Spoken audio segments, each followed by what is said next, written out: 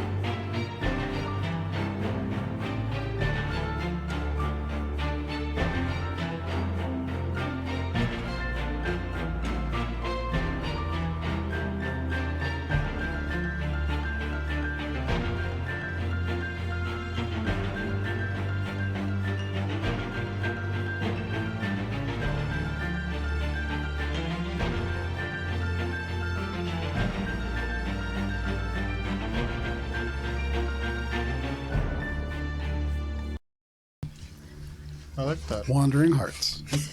I was here the whole time. Last we played. You crept north and realized that you were traveling off the Goblin map and into uncharted territory here in the Underdark beneath the continent of Everest. You found that there was a place where the Underdark split, either continuing along the near bottomless chasms and off to your right, or a little bit further, and then wrapping around back in the direction that you all wanted to go. though this path was blocked by toxic gases and things that made it a little bit more perilous. You chose to avoid the toxin initially, but when Alina's superior dark vision caught sight of a crushed body and then several more along the narrow ledge ahead, you doubled back. Or you felt rumbling as you went along this ledge, and then to your surprise, when you arrived back at the split, the poisons had cleared from the air. One of you realized that this was likely some sort of cyclical system, almost like a geyser, perhaps, that seemed to release large quantities of this poisonous gas all at once, and so wisely you chose to avoid this path, and instead doubled all the way back beneath the hanging structures of the prison that you had freed some captives from. Sneaking by a devil and its goblin entourage along the way, with Ori sinking a difficult shot to crush 3 goblins with a boulder, and making it appear to be a cave-in. You made your way to a tunnel between the prison and the tower within, which you hope there to be, for Billy, a sword, and which most of you have a reasonable idea to have a devil within that goes by the Cold One. Blocking the way was a primitive tent, raised up on a large platform of stone. What was that? It was the can. That was the phone. The can popping. I'm was so like sorry. waiting for something to I fall. interrupted your No, it's flow. okay. It was a safety. Like I was. No, I no. thought we were God. losing. Our attempt at Foley. Science game.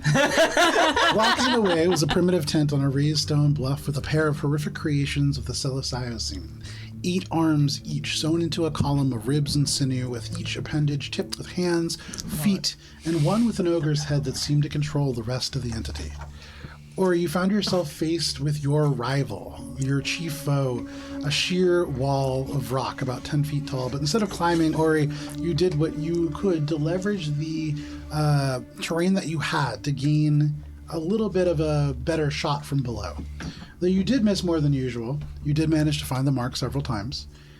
Valis, you faced up to the top and managed to tank these large, horrendous creatures, but realized quickly each of the hands had abilities, and you could take quite a few attacks in a single turn. Luckily, Cheshire managed to cast Slow, and both of these creatures failed, allowing them each to take only 1 attack, allowing each of them to only use one of the multitude of attacks that they had. With this, you were able to very quickly turn the tides on these creatures, though the 1 or 2 hits that they did manage to strike home were devastating. And as you managed to fell these creatures, Alina, you felt behind you the wind change and grow a little cooler, and autumn leaves began to fall, and you could hear the steady rhythm of the drums of the wild hunt. And that is where we begin this evening, with the tower in front of you and these drums behind. I turn around. Immediately. Alina, ahead of you lay an imposing monolith of black stone, but you turn around. Yeah. And your attention is behind you. You hear these drums, deep, constant, rhythmic, not like the beating of a heart, but more powerful, like the steady turning of the seasons. And you turn your head, your shoulders, your body, with more and more autumnal leaves falling across your vision until you turn, and behind you, and this is true for all of you, anybody who chooses to turn and look, there is a towering figure in all black armor, the helm complete with a tusked skull mask with jet black antlers that radiate out behind. They are near 7 feet tall, though not quite. They wear a cloak of autumnal leaves that are not dissimilar to your own. And though they stand probably about 2 feet taller than you, there are marked similarities in the armor that you now wear and the armor that they are clad in. In the revelry, this individual is whispered about. You know this person immediately, and I would say, Billy, you probably have also heard of them. This is Hearn, the hunter.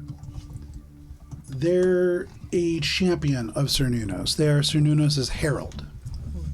They're somebody who is elevated to an almost demigod-like state upon achieving success in Cernunnos' eyes and protecting the wild place through a long and storied hunting career.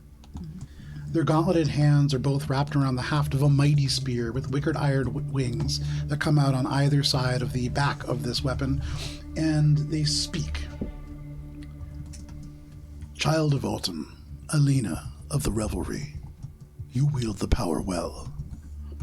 And you can see they raise the haft of the spear several inches above the ground, and for all of you, you can feel the wind kind of pull in, and these leaves just rustle past your feet. Even where there were none before, it is as if they just have been here all along. And for those of you who have spent your lives in Everest, this is a place where suddenly the Feywild overlaps with this material plane. And you stand in a place that is in both places at once. Alina is going to drop to one knee and say, "My Lord Hearn, you honor me with your presence." They say, "Alina, you have found a worthy foe, and they would wield a legion against you. But all of you," and they turn now and address all of you. Is everybody turned, or is everybody just kind of staring away? Probably have turned. By now, hopefully. If Billy heard the drums, Billy would also be like, "Whoa." What's going on back there, guys? So you turn. I'm looking And at this behind monolith. you, what you see is this figure, the same as Alina sees, and you can also see all around them, there are these fall leaves that form a carpet behind them. You can see on the edges, sort of coming in and encroaching upon this carpet, there is frost that kind of creeps across in places. But they turn and to all of you say, "Heroes of the Wandering Hearts, steel yourselves. You have found where the quarry, and have earned Sir Nunus' gaze upon you. This devil impedes upon the wild places in the Feydark, and threatens the order of nature itself. Prove yourselves worthy here, and Alina, earn yourself a spot in the Wild Hunt, and an Archfey's favor long before you fall. Have you words for me, young warlock, before I send you and yours through the Feywild to points beyond?" If I may, Wait, what? we're on important business. We can't just leave. I think he wants us down to what we're doing. To the points. This is the hunt? This is the hunt. I think the devil's the hunt. Yes, we gotta. But I thought we were... Sorry, Hannah misunderstood that. The mask, like this kind of mask, looks at all of you, and they focus on you primarily, Alina, and they say, "The Wild Hunt, the Great Hunt, the hunt that must always go on, is one that you're not ready for yet. This is the hunt that waits for all of us at the end of our lives, and you've a long one ahead of you, if you're lucky. But you can earn a place there."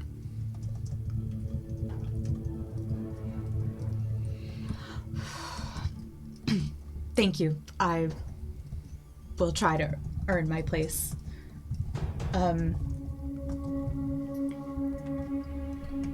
What do you know of our foe that we face? He's a devil. He commands infernal legions that surround this tower, and you'd have a difficult time making it on foot. How can we get in? You'll go in through the Feywild, the same place they destroy.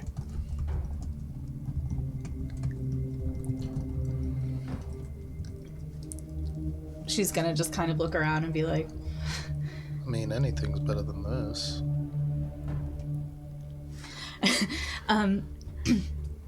yes, thank you for your help. They nod, and they say, "This may not be the Wild Hunt for you yet, but it is a hunt, and you are the hunter. You choose where this begins. Just touch the charms." And the spear slams down on the stone. Minka, your hand is up, but they completely ignore you. The spear just slams. And as it slams into the stone, there is no echo, there is no crack, there is no explosion of magic. Can everybody make a dexterity saving throw, please? Hokey. Oh, Natural Where's 20! Everyone gets +2. nice. You're gonna look cool in front of your like it. potential new employer. Well, my lord. Imagine if you just fell right now. How in Oh, how Embarrassing. embarrassing would that be? Oh no! maybe I got the wrong one. But also narrative. Oh, we got a +2 from +3. that? +3? Oh, that's actually could be a difference maker, because that makes it a 15. Okay.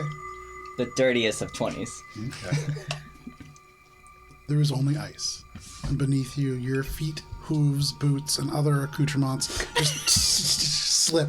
None of you fall on your face. Hey! For you, Alina, your hooves barely even skid. And beneath you, in this space, all of the ice just melts. And you stand on a carpet of fallen leaves. The smell of this loam and kind of decaying plant matter refreshing in this space. This is something that exists normally here. The ice is different. And as you affect this place, you can tell that almost instantly. But you can see that you stand on ice. You are still underground. But around you, there are big clusters of ice that glow beautifully from within. They're still liquid cores, almost like a lava lamp. And they move around and kind of shed light in these slightly shifting and moving shadows. Some of these are upwards of 10 feet tall, other ones in places only like a fist-sized chunk. You can also see that behind you, where Hirn had previously stood, there is a perfect circle of mushrooms and toadstools, some still finishing a kind of explosion of growth through the ice and the little bits of leaves. You get the sense almost immediately, Alina, that this might bring you back to the material plane. And you would imagine that as long as you see these here, you might be able to pass from one to the other freely. In front of you, where the Temple of the Frozen-Throated Dreadlord stood, this obelisk of stone, you see now a tower that seems to be made of almost dark gray ice. You can see the southern face of it that is partially visible to you. You all approaching it from the west is completely shattered within, and there are still like little bits of the exposed rooms that are visible. Down below you, between the tower and between where you stand, where there was just a pathway of like lava tube-like stone, there is beautiful, unbroken white snow that seems to have fallen recently because you see no signs of any kind of disturbance. You can see light from the crystals, and with that light, anybody with a passive over 15, which I believe is everybody except for Alina, you can see that the only things that are leaving tracks, there is a pair of large arctically colored owlbears. You can see the huge hunched shoulders kind of plodding through the snow, leaving a little wake behind. They are moving kind of diagonally across your path, kind of heading away from you and away from the tower. You can see that they are the only things that have left tracks here. Although I would say for those of you with a passive above 20, the two of you notice that in one of the set of tracks, there is these slightly uneven indentations, and really careful observation would show that between these two large creatures, there is a third, much smaller one that seems to be sort of shielded. This is a family of owlbear that sort of make their way through here, and they seem to be the only thing that is moving. They're heading away from you, and so you see the little butts and the tails kind of moving off in the distance. You can hear what sounds almost like wind chimes coming from the direction of the tower, like delicate glass clinking lightly together, and that is what you see. Is Hirn still here? You turn and just this ring of toadstools, and that's it. Although, looking, what's your passive perception is 14. That's all you see. I look extra hard. Make a perception check. Around, examining your surroundings. Where did that Hirn go? 16? 16. With a 16, you do catch sight of something that does look vaguely like Hirn, although much taller, and you recognize it as a statue of that same figure. They are kind of depicted there in the front of this tower, often in the very, very far distance. Actually, you don't need your dark vision because of the way that the light projects out of the crystals here. You can see the statue of this powerful figure. Though the helm is in their hand by their side, you see an orcish face. Very squat tusks. You can see a splash of hair that runs down to the ears on the side. But you don't see Hirn themselves. And behind that statue, Hirn is hiding. Yeah. Alina's going to hang back a little bit so that she's like, I don't know, a few feet away from the group as they're walking. And then in the direction of the statue, she's going to say, "My lord, if you are still here, I have a question." For free. You get the sense that probably when he asked if you had a question, before he sent you all through the Feywild within the time. He just left. But I will say you do see the statue that is down there and seems to be their likeness. If there was a way to communicate with him, that's probably the place that you would find it. Though even that probably a stretch. Okay. The question she had was, the group was there. She wanted to hang back and talk to him when he was gone, but it didn't work. You got to get in first. Gonna, just pronk to catch up with the group. Okay. You all begin to make your way towards the tower? So wait, so that's the frozen throated dreadlord's tower in the Feywild? Does it cross both planes? Did he I don't know, I'm a little teleport bit us, confused. Or are we in this sort of interstitial space still where he had overlapped? Because the fairy circle. Make a nature check. I think that.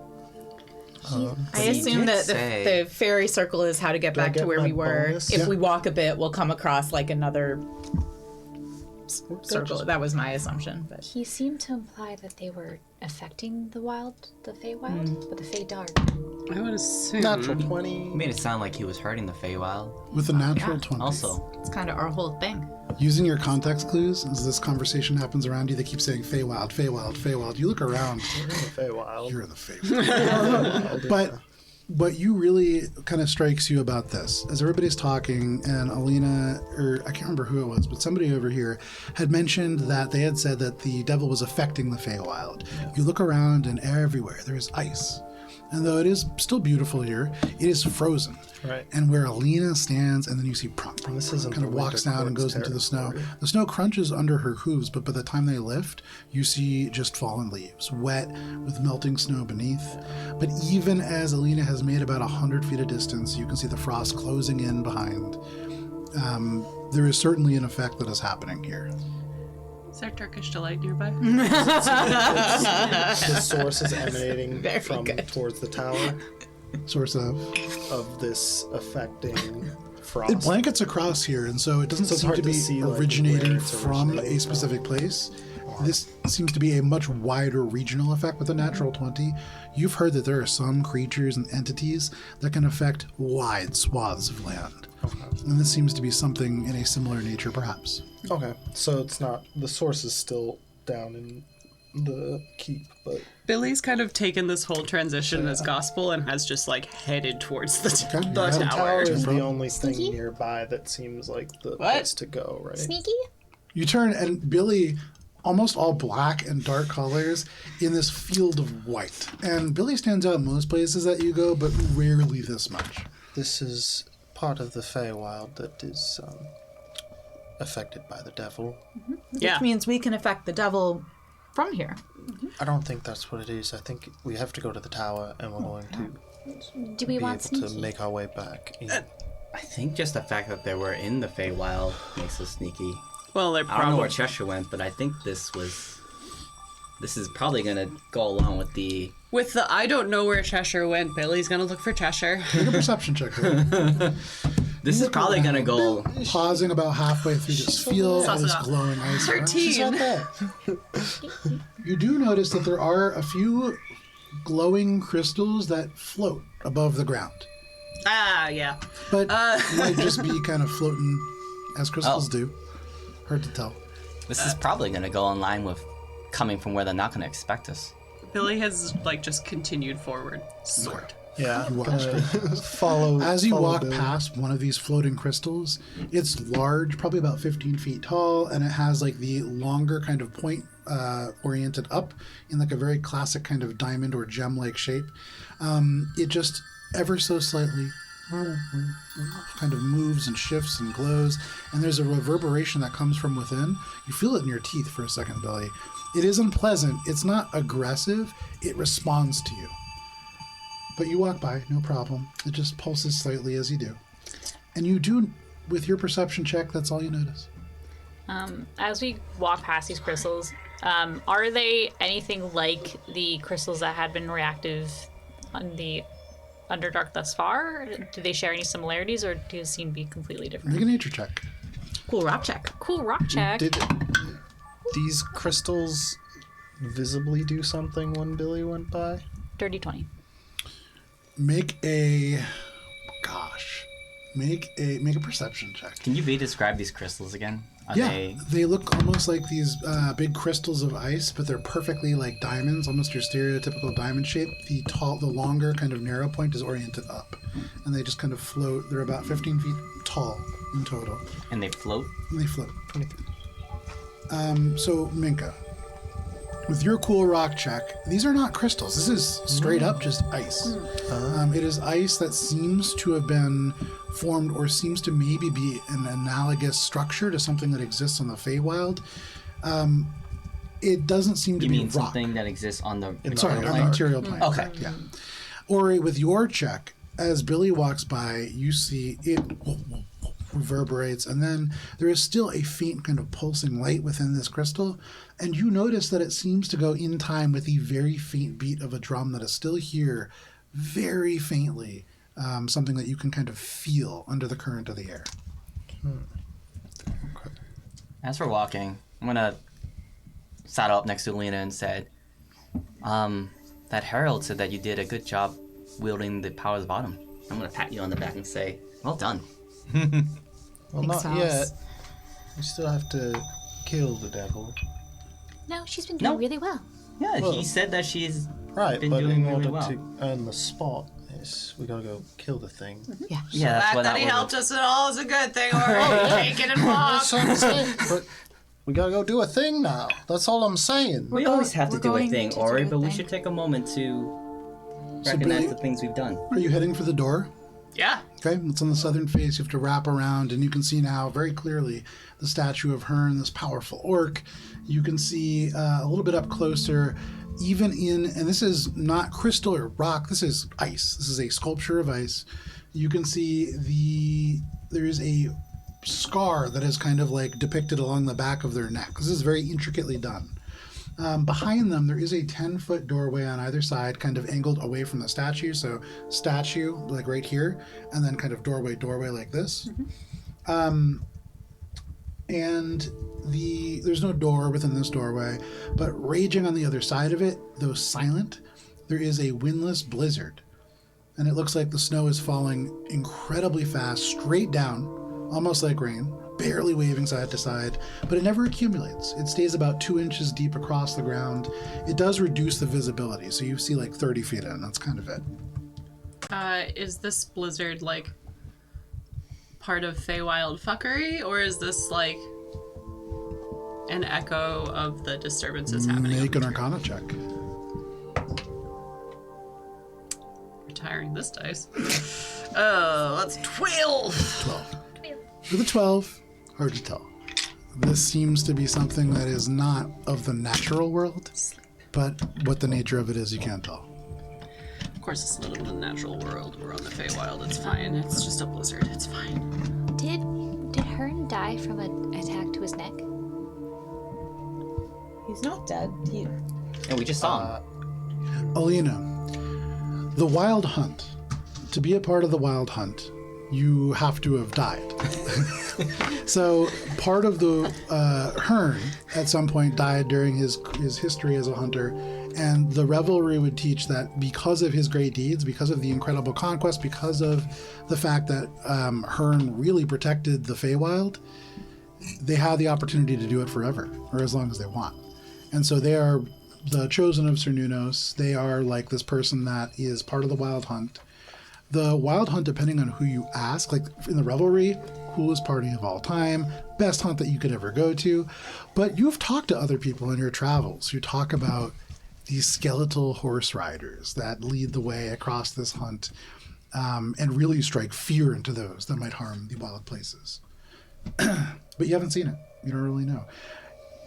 You do know that Hearn died. He died, yeah. Again, I don't know how he died. Well, because, this is kind of a stretch, but we know that the devil's affecting this area, and the blizzard is probably the devil's influence because of cold, and there's a lot of cracking, and this is an ice statue of Hearn, but he's fractured on the back of his neck. I don't know if that's relevant, The Feywild's odd. that I feel like seem to weird track? details like this stick out a lot. I want to inspect the statue. Is it fractured or is it a statue of I a was gonna scar? say, excellent choice of adjective. Incredibly, and without even a check, it would be easy to tell if it was like a break or a scar. This is a very very minute. It's like the texture is slightly different. This is a scar. Even the way that the sort of ice depicts the different kind of tissue makes it clearly a scar and not like a mar on the ice or a crack or damage. So it was done on purpose by the sculptor. Correct. Okay. If there was a sculptor, I would say it's so perfect, it feels magically created. I don't think the statue is fractured. I think that is a scar that Hearn had. Can I look at it? Does it match up with anything I know about what various animal, injuries might look like? Like, does this look like a hunt-related? Make a nature check and make it at advantage. Yeah. Thanks for understanding words that I am saying. Is this the cause of animal death?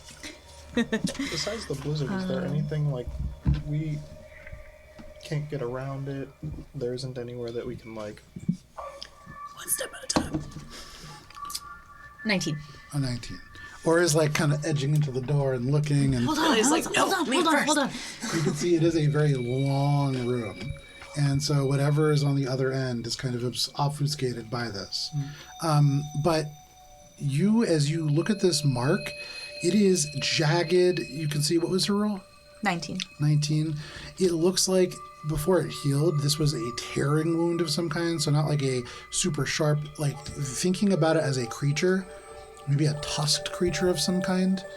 And it strikes you, the spear that Hearn is known to wield, I believe, is called Boar Splitter. And so maybe there is something to that. And Alina's like, he's so cool. Why? I mean, Yeah, he is pretty cool. okay. So, I mean, do we go? No way but forward. Does anyone have like a really big wind spell? Maybe we can like separate it. Billy's just stuck at the door trying to figure out how to get in. Oh, wind. I said wing. I'm just like, A wing spell. Me too. I was like, huh. It's a wing spell. You just beat your wings real hard. I have a really big rock spell. Alina is like, this is my hunt.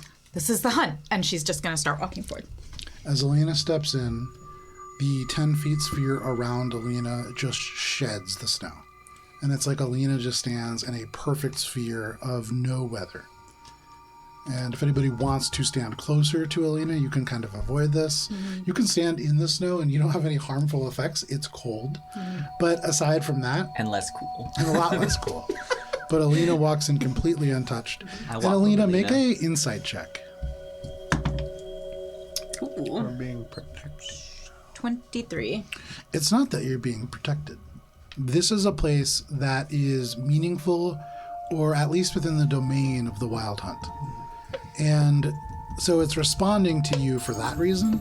More importantly, this snowstorm, and perhaps more elements to the structure, are in ways analogous to things that are on the material plane. Maybe this is more meant to show you or warn you about things that are on that other side, and maybe not directly the same. This might be a room where it's hard to see. This might be a room where things are blocked. This might be a room where it's a little bit difficult once you go onto the other plane. Do you share that? Yeah, I think that was so beautifully put that that's what she says. But she hasn't stopped moving. She's just walking forward purposefully, like a hunter's creep. I'm gonna start trying to mentally map this place so that when we're back, I What? can kind of keep track of where we would be. Okay. Yeah, so this is just a very long, there's the opening 2 doorways that go into a long straight hallway that is like maybe 20 to 30 feet wide. You can't really see either side, so it's kind of tough to tell. But you walk and walk and walk, and with Alina like 80 feet down at the end, there is a huge... In front of you, there is a big, what looks almost like a wall of thick ice. And there are shifting, kind of moving shapes beyond, shadows and things that look dark and sinister. And it feels so, it's feet and feet and feet thick. So you are just seeing almost like moving smoke beyond. Off to the left and off to the right, there are two doorways, both wooden, both looked pretty easy to open. There is no lock, although you do see almost like drawn in frost. So it looks like frost lines make up the outline of this. You can see what looks like a lock. And so you would imagine these are locked on the other side. But here, you can just push them open if you wish. There's a door on the left and a door on the right of this great ice-covered opening. Raz, Yeah. do you smell helliness from either of those? I mean, kinda. It kind of smells helly all around here, but this is a weird place. Right? Dude, the Wild Hunt. Yeah. No, that's pretty exciting. Okay, anyway, okay, thanks. If it starts to get like hellier, like Well, I mean, like, it feels pretty helly down below and up above. oh, okay. Well, I mean, keep me posted, I guess. Okay. Just gonna like wait for the rest of the group to catch up. I mean, we're right next to you because We're all you got the within. cool aura. Exactly. I'm sorry. I didn't know we were stopping. Oh, you guys, you're here. Cool. I didn't. Wait, listen. So I mean, are we in the fortress right now? We are, right? But like on the Feywild like land? overlapping? Okay. Okay. This is cool. It's interesting that it's on both sides. 'Cause is it not usually 1-to-1, right? It's not always. It's more complicated than that, typically. Okay, so how do we find what we're looking for? Well, based on what Alina has said, it seems like this area that we're in right now will lead us. So, see how the snow is like the two locks there? Right. But we can open them. Right. Right, so when we go back, because there's presumably going to be somewhere that will take us back, but in a more advantageous position, we will need to traverse back through this area within the material plane with that knowledge. It sounds like it'd be easier if we could find a way to go back to the material plane in the fortress, but that probably Well, seems that's- too easy and convenient. But if we find one, that'd be a good idea, right? Minka's gonna like poke at the frost I think we need that to is just that is keep lock going where shaped they're leading to see if us. she can affect it at all. On which side? On Left the or right? right hand side. Okay. Give me 1 second here. Minka, wait, don't. The frost. And where you poke it, it like melts ever so slightly. The little frosty crystals become imperfect and uneven. And that's all that really happens. The door does open a little bit, and so you can see beyond. That there is a series of stone troughs in the other room that are elevated to about your waist height. And it looks like within each of them there is frozen over water that is gray and murky and gloomy, almost pensive. You can also see on the through the door and then off to the left on the wall, there is a plaque. The letters there are under really heavy ice, but from that plaque, like floating directly in front of it, you do see a little glimmering glass charm, and you hear it too. This is one of the sources of the sound that you do hear often. From the other door, there seems to be another one, though a little bit more distant. There's like a little charm and some writing, but it's really frozen. Billy like Can I take a look Is at it? it? shakes Alina and just like that would Can I have try to heard get a said we look were at supposed to what touch to Minka's pointing traverse. out? This little charm. Does it? I guess. Can I see what it says? Maybe. The charm itself did he says say that? nothing. It is a little glimmering glass charm in the shape of a hand mirror. Honestly, having trouble following. Hand mirror. Did Herd say earlier that... I remember you mentioning charms earlier. Did he say charms will bring us back to the material plane? He said, when you are ready, just touch the charm. That's what he said. Right. And so I would say, Alina, as Minka So, yeah, points we don't this have to go all out, the as way Ori back. kind of You can peers, touch your charm. you get the sense that by touching this, you will rapidly transition from the Feywild to the material plane. That toadstool circle, that's probably still going to be back there. You can always like run all the way back there and then go back to the Feywild if you want. Yeah. But you won't be able to go back and forth from these places. This is your tactical advantage. This is you coming in from the Feywild, and you would gather that you have maybe more than one choice. Okay. We should find the best charm. Okay, so if it's not one-to-one perfect, but it's implying something, what do troughs of gross water mean? Mess hall? Kitchen? Scrying pools. Animals, maybe. Where would that typically... Okay. Like, is that... Am I getting it correctly that there are other charms in this area? Perhaps. Yeah. Minka is the only one that really has seen and has heard that there is this similar sound to the one coming from this, from the other doorway, and so likely there is more. Okay. You tell people what's going on, they just don't believe you. It's fine. Can I go read it? I know I'm not supposed to like just run into places, but can I go read it? Like don't touch the charm. words? Okay. Can I see I can read all language. You can. You peer through. And though you can read all languages, it is like the ice seems to almost have formed over top of it, and it makes it illegible. And you get the sense, Alina, as you get closer, and the ice does not melt, though the ice that is around the pools and on the floor does, this is sort of covering up. Whatever is written here is important on the other plane. It doesn't really matter here. The fact that it's represented here is probably important. Well, is there anything? So like the thing is like chiming. We can hear, or she can hear that. Yeah, that. You can hear it. Yeah. Thank you. Is there anything that feels particularly meaningful about like the shape of the thing, or like the way the chimes sound? Like anything that might hint at? Without even a check, Alina, here in this place, as you look at it, you get the sense that the fact that it is shaped like a hand mirror would indicate that something about reflections is important in this room. I think I missed when you said it was shaped like a hand mirror. Thank you. So like reflection pools, right? I think Billy might have been right with maybe the scrying. Yeah. Why don't we That just go sounds right. explore and just see what the rest of the possible ways back to the material plane look like? What if one's like a little sheet? And then it's like, here's a sword. Okay, no, let's go see if we can find the others. Wouldn't that be nice? You never know. Maybe like across the hall. Yeah, I mean, let's go look around. Yeah. We'll take notes. At the very least, we can, or you have good memory about locations. Maybe try to memorize the layout, so when we're on our way out, we have a good idea of what we're going up against. Even if it's not one-to-one, it'll probably be helpful. I don't have any paper, so I can't. It's okay, I don't need it. Okay, let's across the hall. Sure, yeah.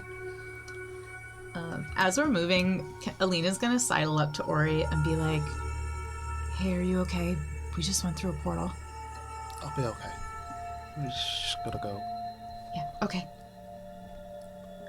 On the left and right hand sides, as you peer in this other doorway, Minka, you poke the door open, and you can see that there is a large space on the other side, and it is covered in what looks almost like tapestries. But so frozen over are they that they hang like sheets of ice, almost like glaives of ice, in fact, up above and along the room here. They are almost like gigantic, you know those like lumberjack saws that people have that go back and forth, shaped almost like that, kind of coming down because of how frozen over they are. You can see that up on the roof, almost like a snowflake, there are these metal rods that are kind of embedded into the stone. But through there, you can see that there is a sort of like doorway on the other side, and it is from that doorway that you hear again the faint sound of those charms. Are the tapestries like pictorial in any way, or are they just ice sheets as far as we can tell? Mocking us. As far as you can tell, they make a perception check. Can I also make one? Yeah. Absolutely I'm just awful. going like this. 15. Billy's just looking for swords. 22.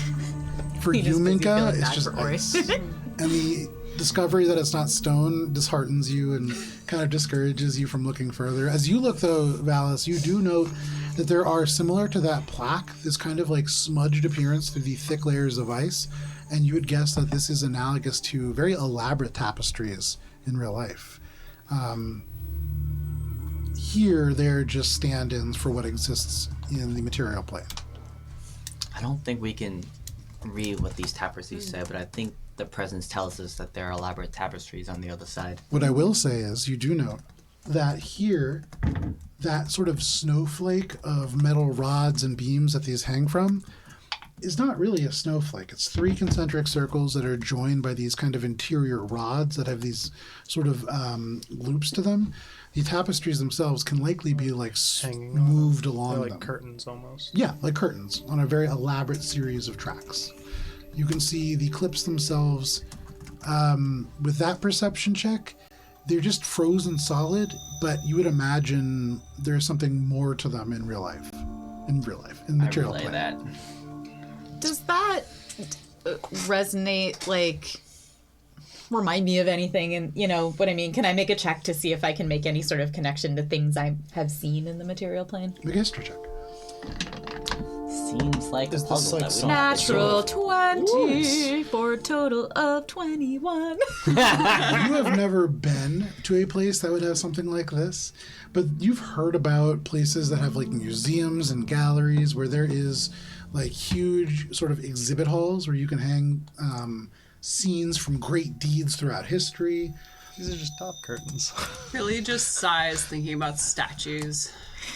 This is probably a number of very historic scenes that are depicted here in the material plane anyways, and they probably link to this place in some way.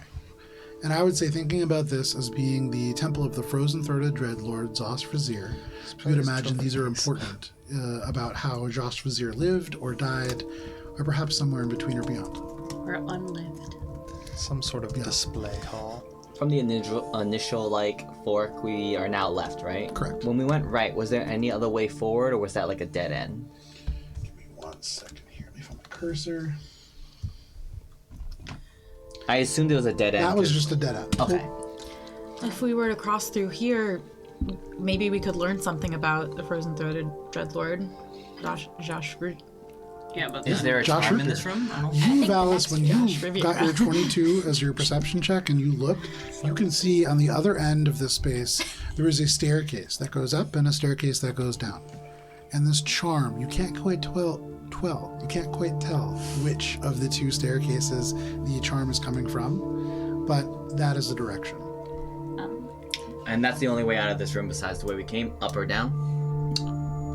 With your perception check, you can see there is a frozen patch of ice about 10 feet across that probably marks a door in the material plane, but here, that is the only other place that you could go.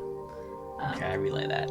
If it's unobstructed, Minka's gonna trot over and see if she can tell if it's coming from above or below the charm sound. Try.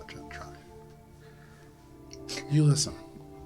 And with your passive perception, Which ears? you hear it coming from both. Oh, So there's one charm above you and one below. okay. I guess we can either go up or down. Do we... Okay. If I was a devil, would I be at the top of my tower or the lowest part of the tower? Elena's I've like, never been a Rez? devil. What do you think? Rez would go and he said, "Oh, I mean, I probably wouldn't be in the top or the bottom. Remember that doorway? Which doorway? The one between them with all the moving shadows? Yeah. I would be there." What doorway? There was a third doorway. The one there's with the left, sinister right, front of head. figures. Like, you don't Oh. gotta take any stairs. I feel like that's kind of the luxury, you know? That's also probably why there was a shadowy figure that was moving. What? Oh. Yeah. Did Well, you I want to think go? anywhere that we go Billy is goes going back to towards the be, breakaway again, and heads going to see back if through the center is in open. a similar that's like a doorway to go manner. through. So the further You we look at go, the center. The center is a frozen over sort of space, and you can see so thick as the ice, feet and feet and feet thick, that whatever's on the other side almost kind of moves. You see it's like moving smoke in the ice. You see no definition or details. I don't think that way It's is an cold, option. but that's mostly what you're seeing. Well, Alina's gonna go down first because you gotta go somewhere. Sure. She's on the hunt.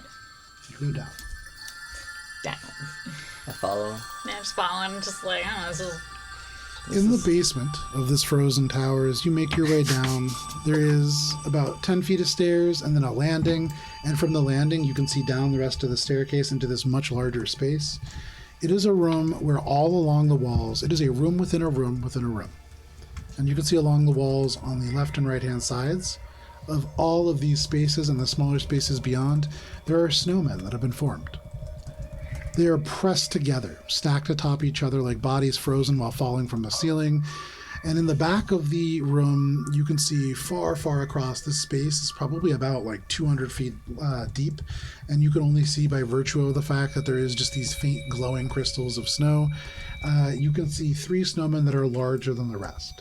They stand alone, not pressed together from the kind of horde that is around them. You can see, even from this distance, each of them bears an angry face made from charcoal. You can see in the back center, there is a massive hand of snow. And above it, there seems to pulse and beat a dark light. And all of you, upon seeing it, get the sense that this represents something sinister on the material plane. And it beats, but not with the pulse of the drum that is all around you. It beats with its own heartbeat-like pulse. Is there a charm down here? In front of it, at the base of this snowy hand, you can see glimmering a glass charm. Now, I don't speak Feywild, but is it me or is this from telling us that there's an army down here on the other side? Okay, army or dead corpses? Jail cell. Most Like, likely. are they piled, like, No, stacked on top of each other? Or are they piled, like, kind of messily, like, things slung over each other? They're not piled, they're standing. They're standing, but the way that they're depicted, it looks almost like they've all just been dropped at once, and So they're like Silasine kind of style. moving. I would say make a insight check, Mika. Are they the? Yeah, I think they're representative of A Silasine. sinister pulsing heartbeat with a dark light. Psilocybin I mean, hanging out. I roll could it not be the really portal? badly.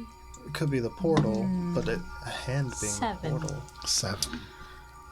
You look at this, and you look around, and you get the sense that in the material plane, maybe there's a snowman collection.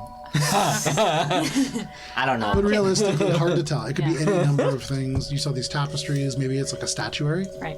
Okay, wait, I have a silly idea, but I feel like Cheshire would appreciate it.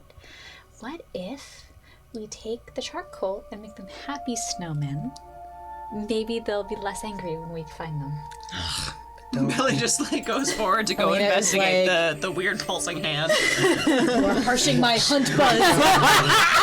You go through these like frozen walls. Billy, as you walk, you see off to the left, off to the right. This is tremendous amount of storage space going largely unused. It looks like places where many different things could be slotted in, but you make your way across and to this giant frozen hand. Bots over there. At the base of this hand, you see a glimmering glass charm in the shape of a skull. But the Wonder who the hand. boss is. Hands and skulls both come from bodies, but you get the sense that they probably are not directly related. Billy's trying to look at the hand and figure out what's going on with the hand. You look at the hand, and this is a hand that is made out of ice and snow that stands close to 15 feet tall. It is designed to look like a platform, and up at the top you can see there is a snowy, frosted over table, and on this there is a point of dark glowing light. You get the sense that in the material plane, something very important and something very sinister is here. So it's small. It doesn't seem like you could. Yeah. So it's not like Not a walk through this sword-shaped portal. either. Hey. It's not. Sorry, I didn't hear that. Can you say that again? It is a glowing light about this dark that is just up right above a table that is frozen over, that is sitting perched atop this hand. And you can kind of hear, coming from this dark light, this steady and it is like a heartbeat that is just kind of pulsing, although more like half a heartbeat. Okay. Other thoughts? This is the tomb of the frozen throated dreadlord, who is a lich, which is undead, right? Right? I'm remembering that right? That's what liches are? Yes, Something, undead. phylactery, something. Very powerful. Yeah, the cheaters. That's It's very powerful magic that usually requires putting parts of a soul into phylacteries in order to maintain and prolong your life. So would this be that at all, or do you think this is devil sinister? I think it's Devil Does this feel Sinister like- because we know that. Go ahead. I was just gonna say, does this feel like anything particularly like this? The energy feels infernal from your description. Is there any indication that this is something that, like, Ori's thinking psilocybin with these mounds of stuff? okay. Is there Make an any, insight check. like, indication? Is the hand significant? I guess. I'm trying. We've been told that there have been many mages through this area that have kind of like, tried to hide all of the lich's things. When Minka mentions this is the tomb of the psilocybin, you look at all these kind of bodies around the edge of the thing, and you watch Billy, and you kind of follow Billy and see all these little slots. This feels a little bit more like catacombs. like catacombs, Yeah, and a little bit less like a rock garden or anything like that. This doesn't feel like a psilocybin experiment necessarily, Right. but maybe there is a relation. You haven't quite grasped what that is, I don't think, but there perhaps is some kind of a connection. So something very dark and sinister with a kind of half a heartbeat type pulse in the catacombs. Correct. All right, Thank so we have you. to kill something Having with a hard half a time heart in with one place and half a heart in another place. Here's the other half of the heart. Sword's not here. Keep going. Well, What if that's the sword? That's too the small. sword. or if it's like one half, maybe it is a portal and the other, half, and then the other side is the other half. Oh, so the Can you? the psilocybin needs physical bodies, right? Yeah. And the devil needs the souls of the bodies for the teleport. I believe that these catacombs are probably parts for the psilocybin, potentially, maybe after. That sounds pretty. That Recycle. sounds very reasonable. Kara, you have a thought? Catacombs have more than one entrance. There are other entrances down here. So you make are you going to make like a search of this place? Billy's looking around for other entrances. Make an investigation check. Catacombs do Damn. not have more than one entrance. Can you remind me I how many want things to have perceive the entrance. Yeah. how many things have mean charcoal faces on them again? 3. And there are like 3 figures. Were they also snowmen? Yeah. Okay. Large number, though, taller And than the not rest. stacked Does up Billy in say, Yeah. "Hey, They're Rez, I need your almost- help"? They're they're different. I would say actually for you, Dallas, Then no. there's a significance to them being alone like that. There is a reverence to those 3 figures that is almost religious or spiritual in nature. There is some kind of significance to those 3, you would imagine. But for you, Billy, what was your investigation check? 11. This might be the only catacombs in the history of time. Well, not that Billy would know this, but amongst many catacombs that have only one entrance because there is no other These are entrances. the worst catacombs in the entire history of the universe. I stand in front of these 3 big, tall snowmen and divine sense. Okay. You divine sense. Let me look at what that does. Give me 1 second here. All catacombs should have more than one entrance. This I can just read has to one. you. I have it up. Most of it is, I just want to see specifically at the bottom of divine sense. It says something about.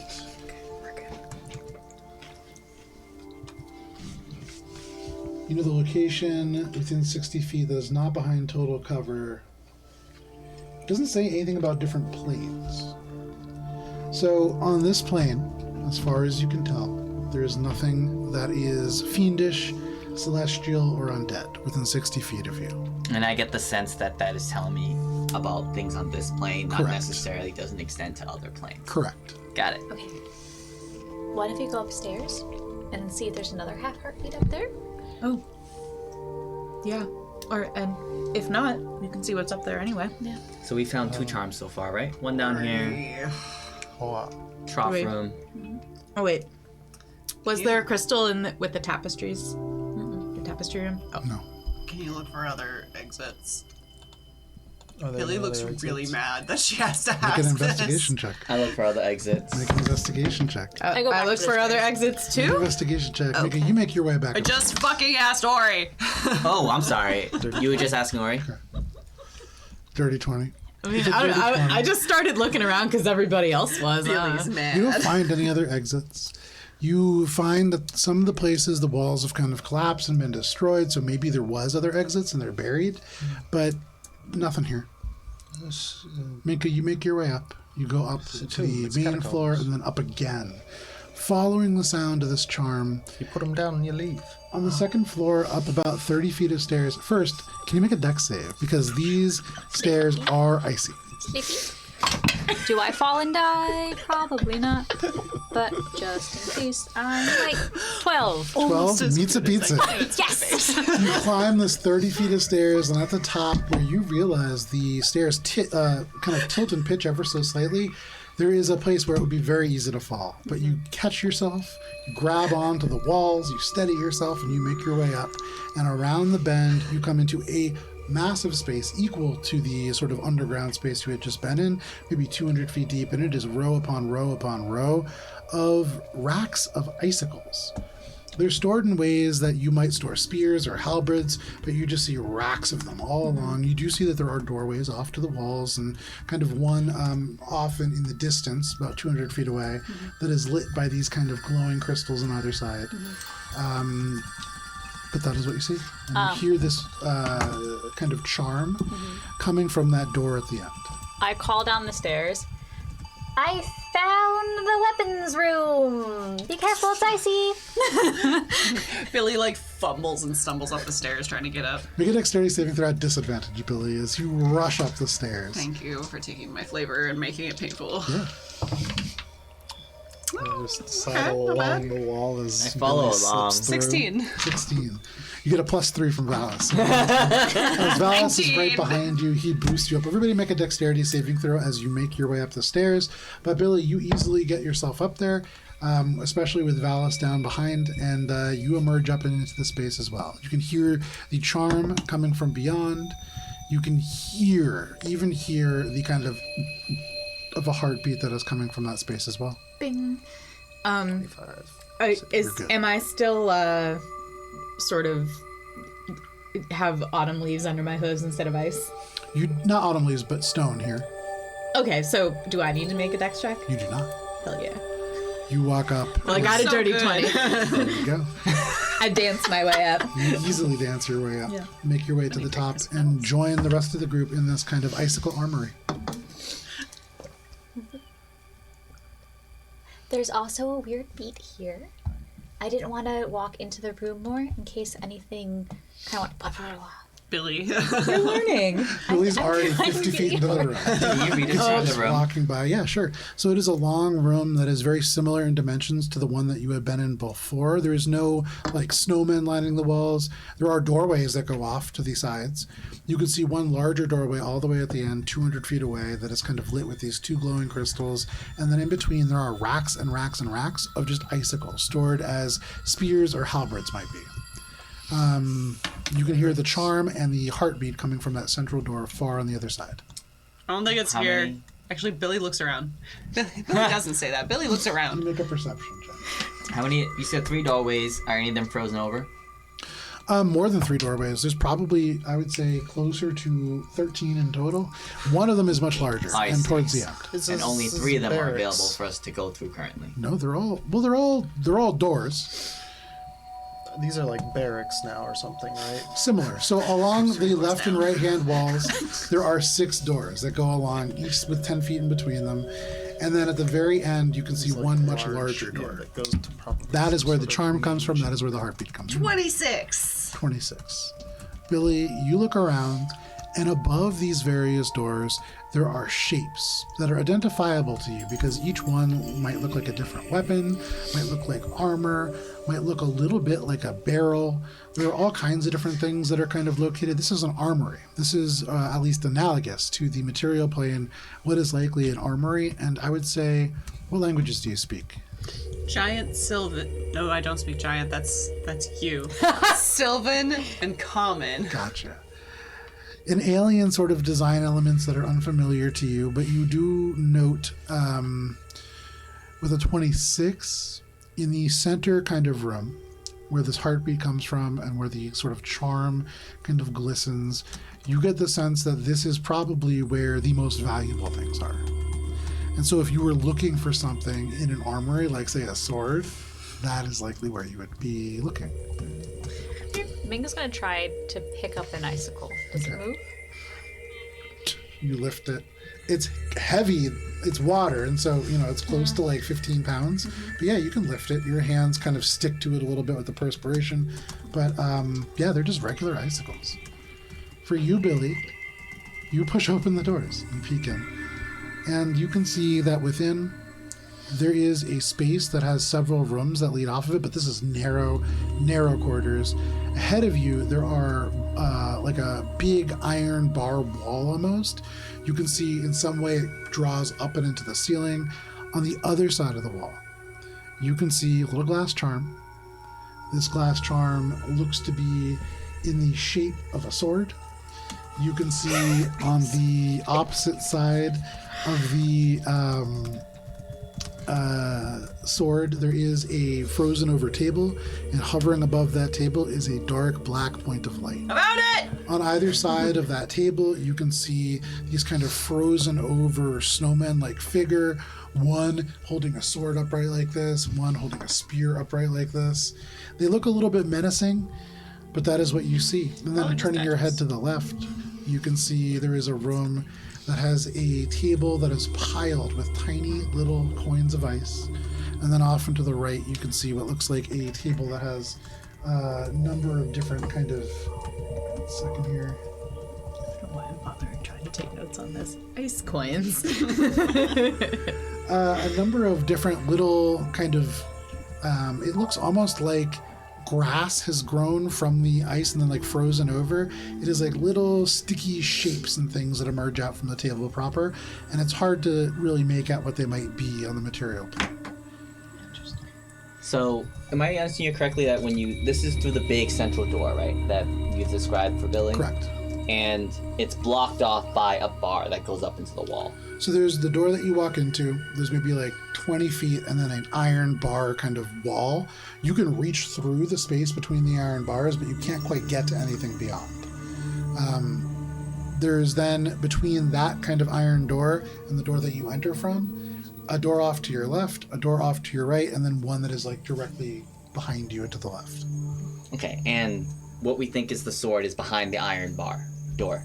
What Billy thinks is the sword is behind the iron bar. If she said I found it, Alina would have been like arrived at your side, like, yeah. Yeah, sure. What, you found it? Where? You hurry, but Minka, you're left alone holding this icicle.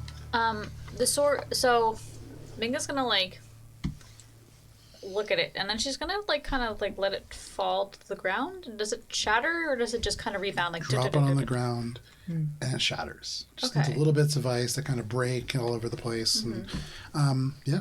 Okay. So we probably can't go through and unlock all the doors so that our material planes. You get the sense that or likely stab yes. the dark shape and then go to the material plane. We did If you go and you make all those guys happy, they're not going to be happy in the material plane. Listen. Feywild therapy. You don't know until you try. Kill them here, then they're dead there. Oh, you're sad, are you? Have you gone into the Feywild and made yourself happy? All you had to do was stand on your head. Someone must have gone and turned your frown upside down. Back to that central door room. Left was coins. Yep. Right was what? Right seems to be a number of sharp stick-like shapes that are frozen into the table, and so it looks almost like grass that has grown out and then been frosted over. And what's in behind us? The other door that was behind us as we entered. You turn and you look into the door behind you. Give me 1 second. There is a dark sort of presence there. And Valis, make an insight check. Insight check. Insight check 17. 17. Maybe a magical trap of some kind. There's power to this. And do I think the trap is in that room, or that room is a trap pointing towards, like, the room that we're in with the metal bar? With that check, hard to tell. Okay, I relay that there seems to be some sinister magical trap, perhaps, on the other plane, Does that emanating from this room. Is the charm on this side or on that side? I'm sorry. What side of the gate is it on? this side? No, I think Other it's on side, the other side. other side. Oh, it's on the other side? Yes. Yeah, I think you can see there through the bars. It seems to be that. I think it's the sword itself. That's the charm. Billy tries to go through the bars. Clunk. No, like, can they be opened? Oh, you try to lift it, and there is movement. So, like, the bars themselves move. Yes, this does move. Is it up and down, or is it Up just and like, down. Okay. But you don't seem to be able to lift it with just your own raw kind of might. There seems to maybe be a device, although here on the Feywild, you don't see, like, a corresponding kind of shape. So it's not like super high. Billy, make def. a strength check. Can I help? I was just gonna Well, say so that. Billy's just kind of doing this while you guys are, like, looking and talking. But I like ran up and was like, Yeah. "Where's the sword?" So Yeah. can I help her? Yeah, you're coming, like, right as Billy's doing this. Yeah. I'm helping. Does she have advantage?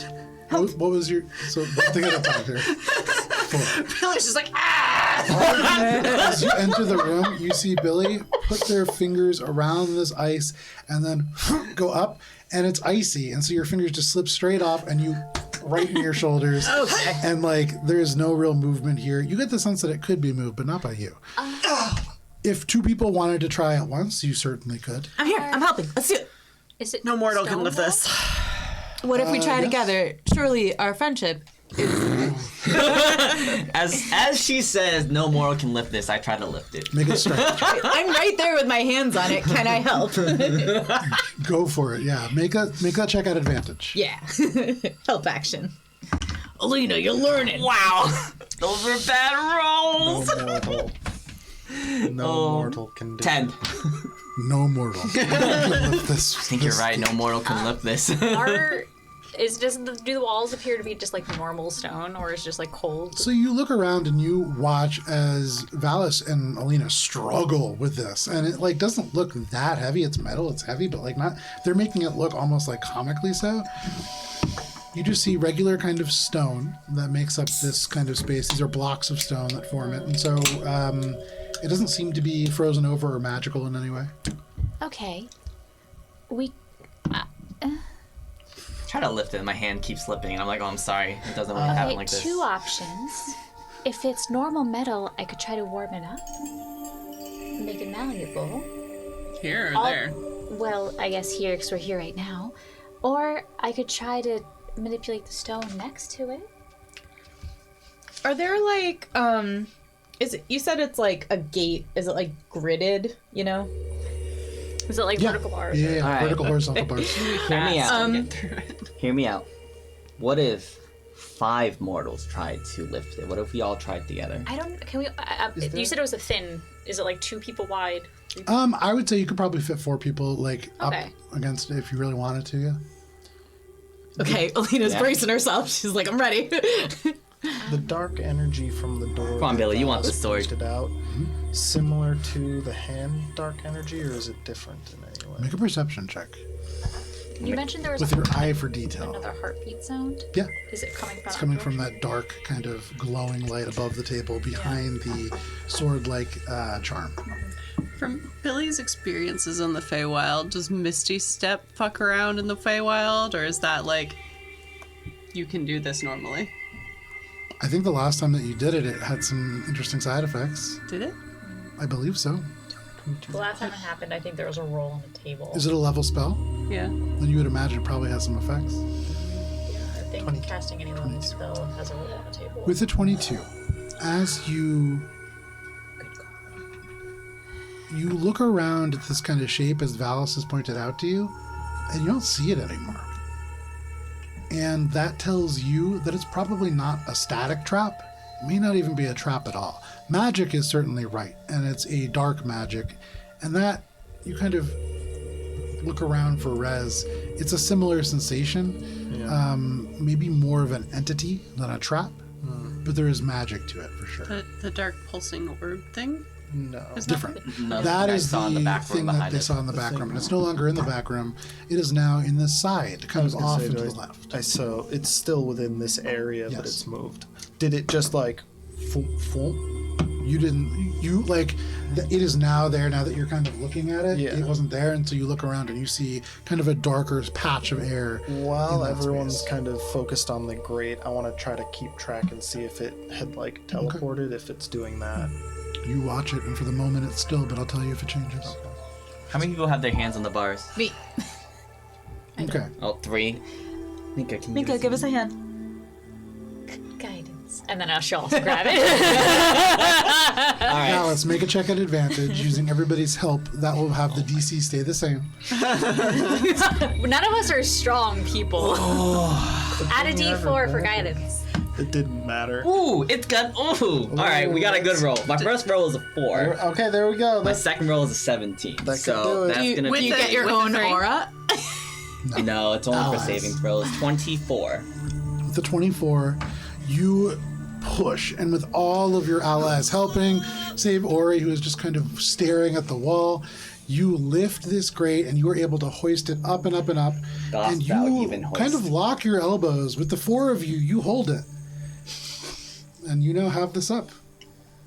Billy is just like, We didn't talk about this, but we should all get to the other side right now. It's really heavy. What? Or wanna all the rest get in of there? your party is all holding this door up. Do you want to gamble it? I can.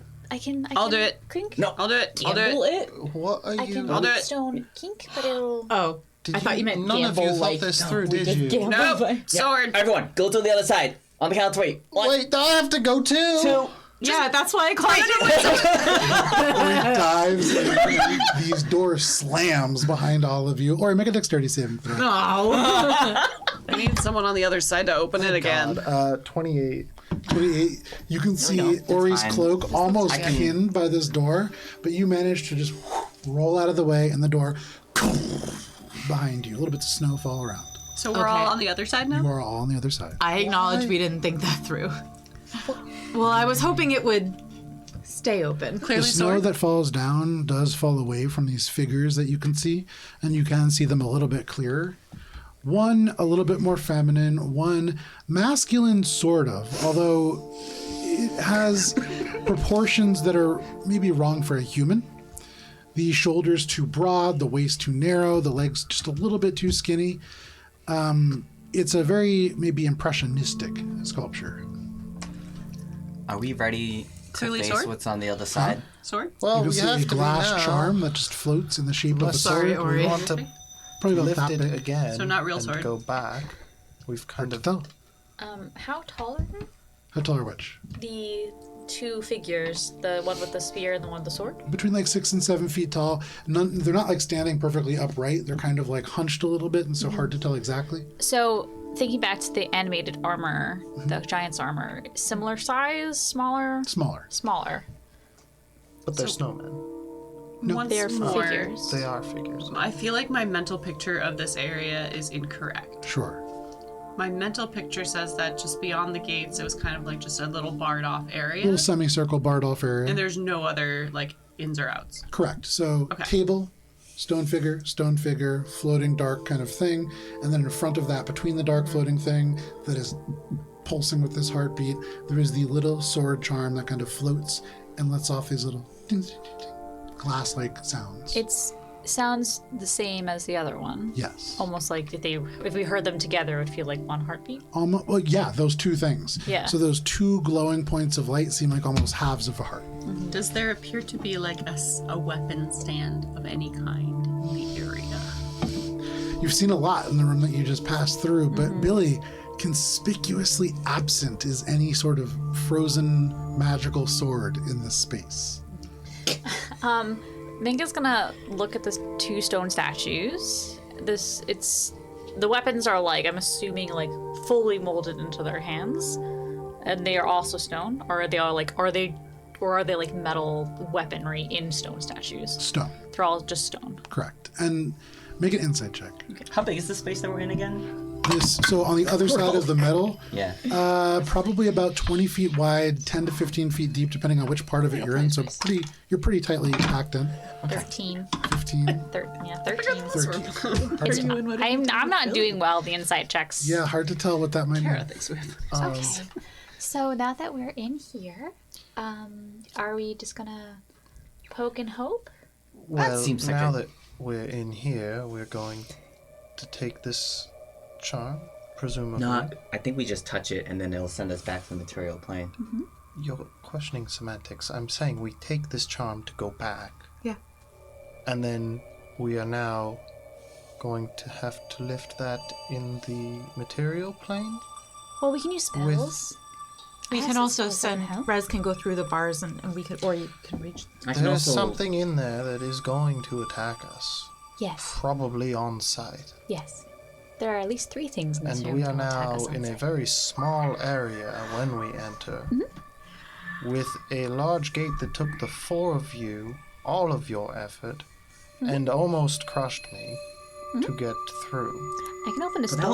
that was a Feywild gate. Maybe the material gate might be easier for me to lift. I am really fucking up my first hunt. So We have- I can manipulate the stone around the gate. I could also theoretically just open a hole in the floor, and we just kind of. I can It would also be a just bit of a send us drop, through one but- at a time with That's also true. We've my done that face step. before. I've done that. We've done that before. If we I try to can- lift it, is, we will not have time for that, because we are going to be entering into our own prison cell.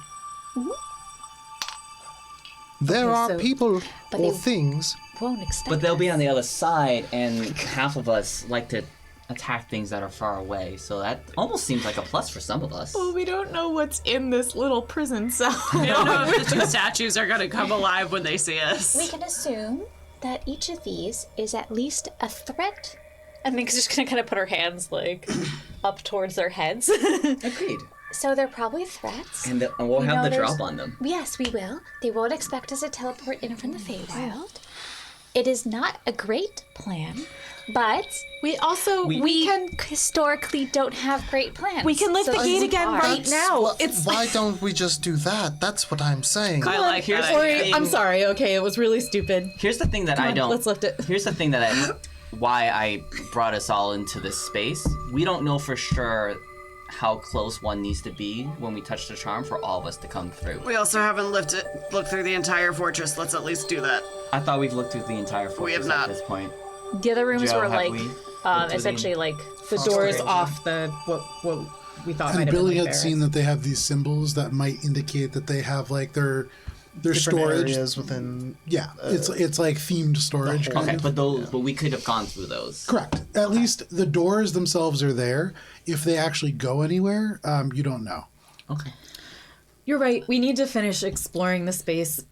Let's just lift this and forget it happened, wait. and nobody tell Hearn, please. Before we go anywhere, is there any significance that any of us can think of 2 heartbeats split in half, or heartbeats split in half 2 floors away from each other? Do we know about liches? We keep going on as if we do. I would like to think about it. Make a I would like to Rory rolled a consider roll Minka's that question. was like good enough to learn about the basics of like they're undead and usually powerful magic users who put their souls into objects to stay alive. Okay, so did Ori communicate that with us? yes, you Yes. just mentioned it. Not Cool, long ago. because Billy rolled an 8. I got so Billy's 11. gonna remember what Ori said. I will also remember that. I could ask Javaris. Do we have time for that? Do we?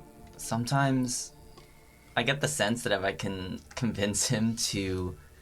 Actually, I don't know if I. You do don't I know remember, this? do you? It's have hard no to say. sense. You remember Javaris right You now. don't really remember a lot. right. You've talked to Yeah. him once in your memory. Okay, I'll just say this. I don't know. Maybe I can convince him to get to the important part. I don't know. I feel like you asked him about this specific lich a while ago. Don't worry, if you don't remember it, it's fine. Can I make a suggestion? We can like kind of explore and talk. I if we lift agree. it, Minka can do the stone thing to prop it open, right? Well, yes, but it is a spell, and we do not know.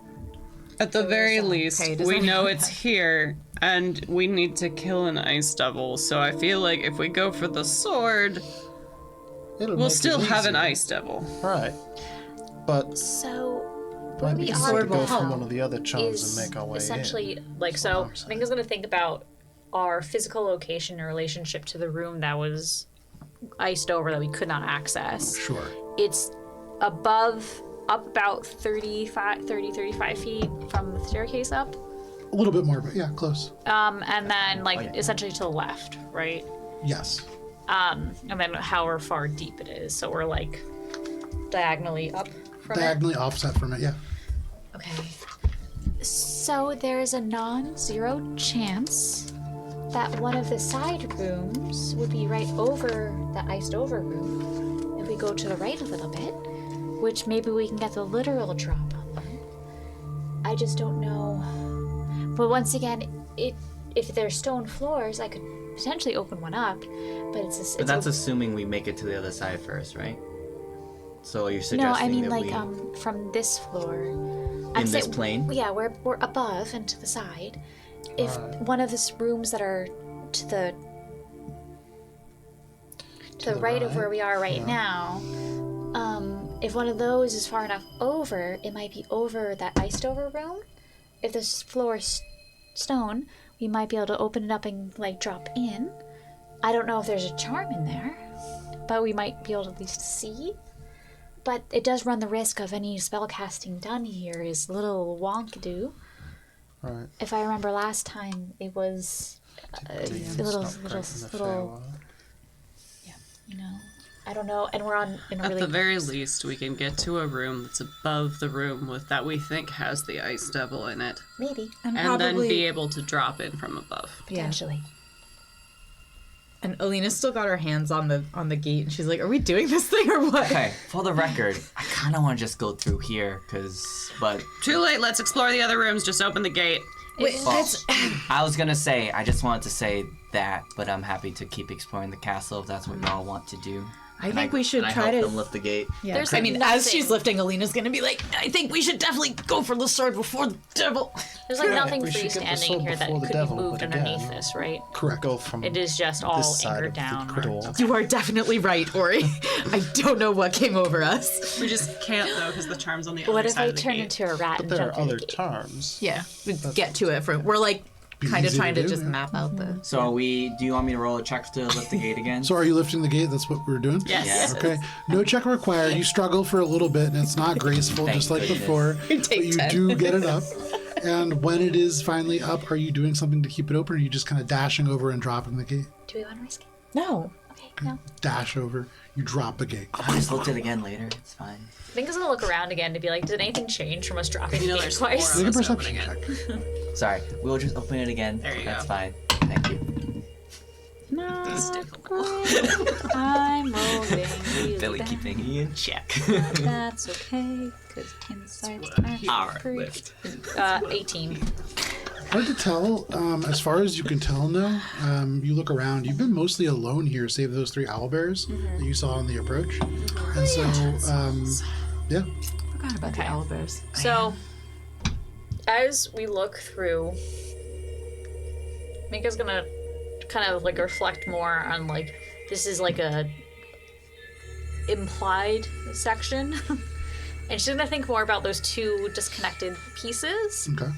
and try to like see if she can think of any reason why what something would be that are 2 disconnected pieces Make an like insight that. check.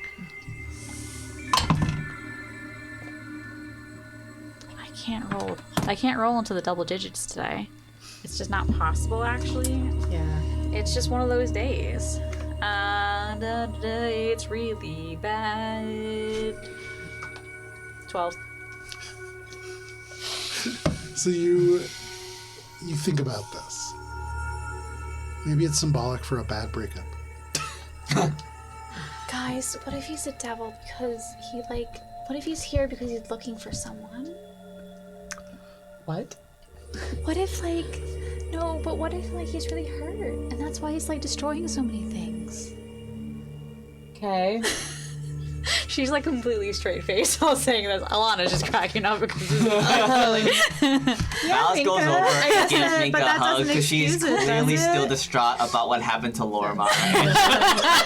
Everybody grieves in different ways. Minka will accept the hug. I just think to be like, what if just he's just really hurt? What if just hurt people are hurting people? So right while now? Mika panics about these people being hurt, you take some time to go through these other doors in the armory, and you do find these frozen sort of stand-ins for what is essentially a legion's worth of an armory. There is armor, there are weapons, there is barding for what at first you think might be horses, although far too many legs, and then you recognize this is kind of barding for spiders, quite large spiders. For those of you who are familiar with drow, you see drow iconography across all of this. You see lots of spiders, lots of web-like design, but that is what you find. And at the end of your search, there is no other avenues to other rooms. This is sort of just a very expansive armory. You mentioned earlier there was writing on the wall.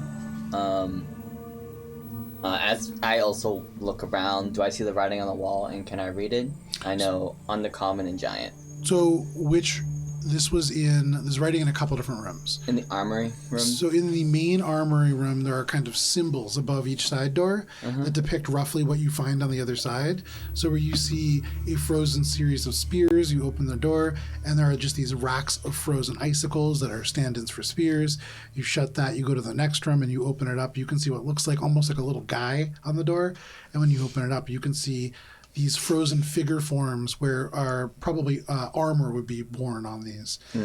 These seem like storage rooms for what would be like an actual military legion.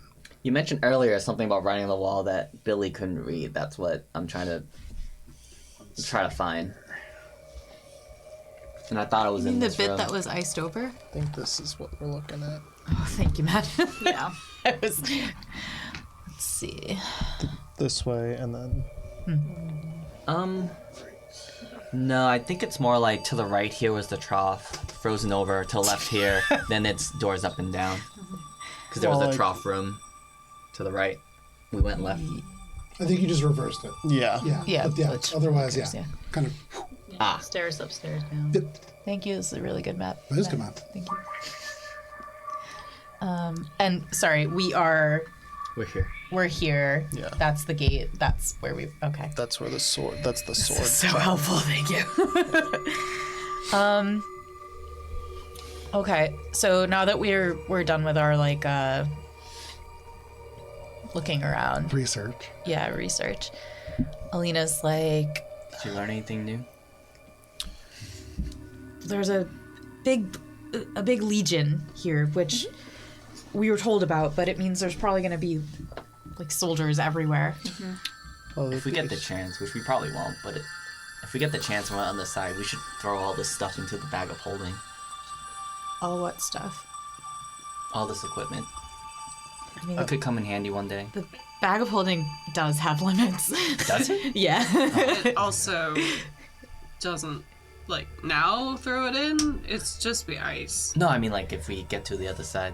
The bag of holding can hold I mean, How much can a bag not hold? as much as you ability think. of holding a bunch of iron weaponry. It's like 1,000 pounds, something like that. Well, we can cross that bridge when we come to it. I guess our options are skull, Catacombs. sword, or mirror. Catacombs, display hall, or armory are the three areas that we are most likely to Trough end up. hall. Oh yeah, the reflection. Trough hall. Off hall? I think The Billy was right armory saying about is- scrying. I think that's probably smart. Billy's seen like scrying, like not pools, but like pots. Scrying pots, cauldrons. They were You've actually seen scrying happen. chambers. What you saw in that room could perhaps be used for scrying. They're longer. I would say, Billy, make an insight check. 21. The size of those, even more, it's sized for more than 3 people. It would be these, and there's several of them. This seems to be maybe like a public space, or a space that would be used by more than one person or more than one group.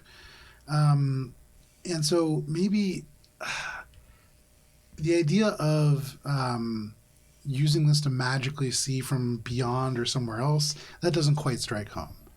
There is something about these pools that seems important, and when you look over at this kind of blank space where there's that smudged impression that would be writing on the regular plane, you get the sense that that might have something to do with what you do here. But here it's hard to tell. Scrying, probably not.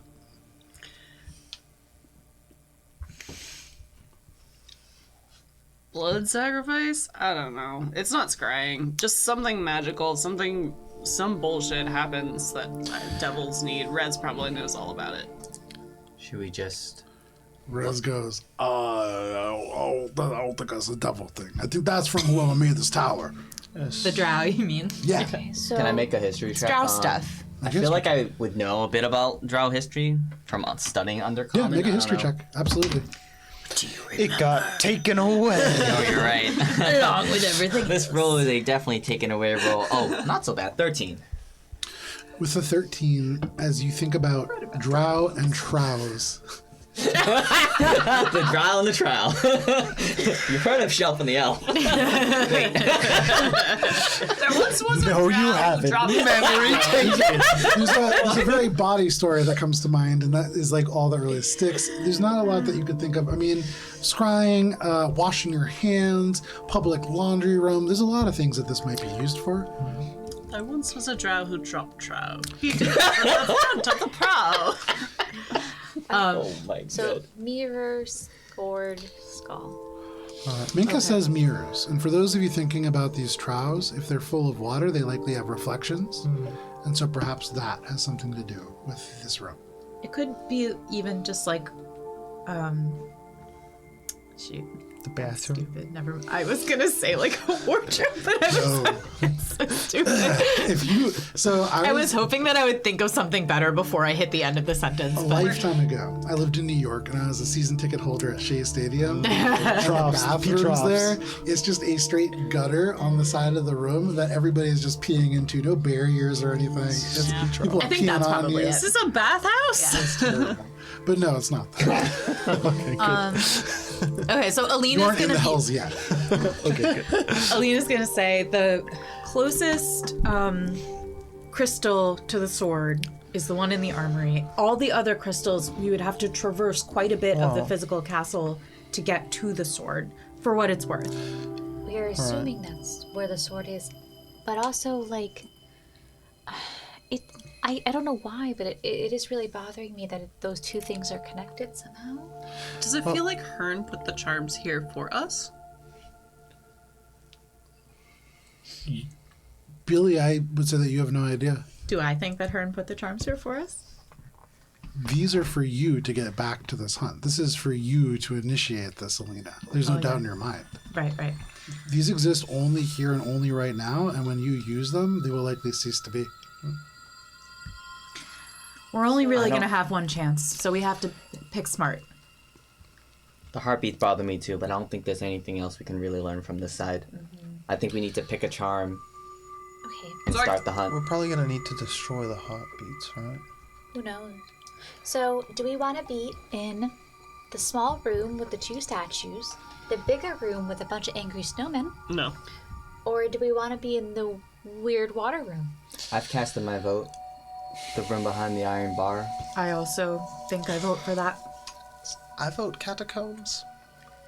3 for sword, 1 for catacombs. Minka, what are you thinking? I really don't like the strange dark presence that will likely know that we have transported into the There'll be dark presences. 15 by 15 foot caged room. The catacombs was Well, part of think- Temple of the Frozen Throated Dreadlord sounds like it'd be like nice. Any of it. I'm Which is bothered. Okay. I don't think counterintuitive. either room that we pop into, the catacombs or the sword room, we're gonna immediately be thrust into a fight, most likely. Yes. I'm assuming that the snowman and the statues are, if not actual creatures, an active threat of some kind. Yes. And they both are either angry or armed. So no matter what's going to be bad. At the Or both. Or, yes, true. So at least in the room that's the sword room, it's more contained, which is a bad thing and a good thing in the sense of I say it's a very bad thing. it's. I think Our they're both mobility bad. is going to be severely hindered, and it does not put us in an advantageous combat position. Whereas if we are going in with the approach of ambush, then we should give ourselves the best opportunity possible. I'm worried that are all the snowmen In my brain. creatures? There's going to be a charm touch at some point. We've casted our votes, Yeah. I'm sorry, Ori. and You're honestly, not wrong, but I don't think we're very like. The longer we spend here, I think the more we risk losing the element of surprise. So I think we need to. Minka, though you didn't notice anything change when you dropped that gate, you don't think that Valis is wrong. yeah. So are you all going to the sword charm? Sorry, what did he say that you don't think is wrong? I'm so Oh, sorry. like by dropping the gate over and over again, we probably have either we're going to lose the element of surprise, Oh, so I we see. don't. And just spending time in here and, I see. and Yeah, yeah, yeah. investigating.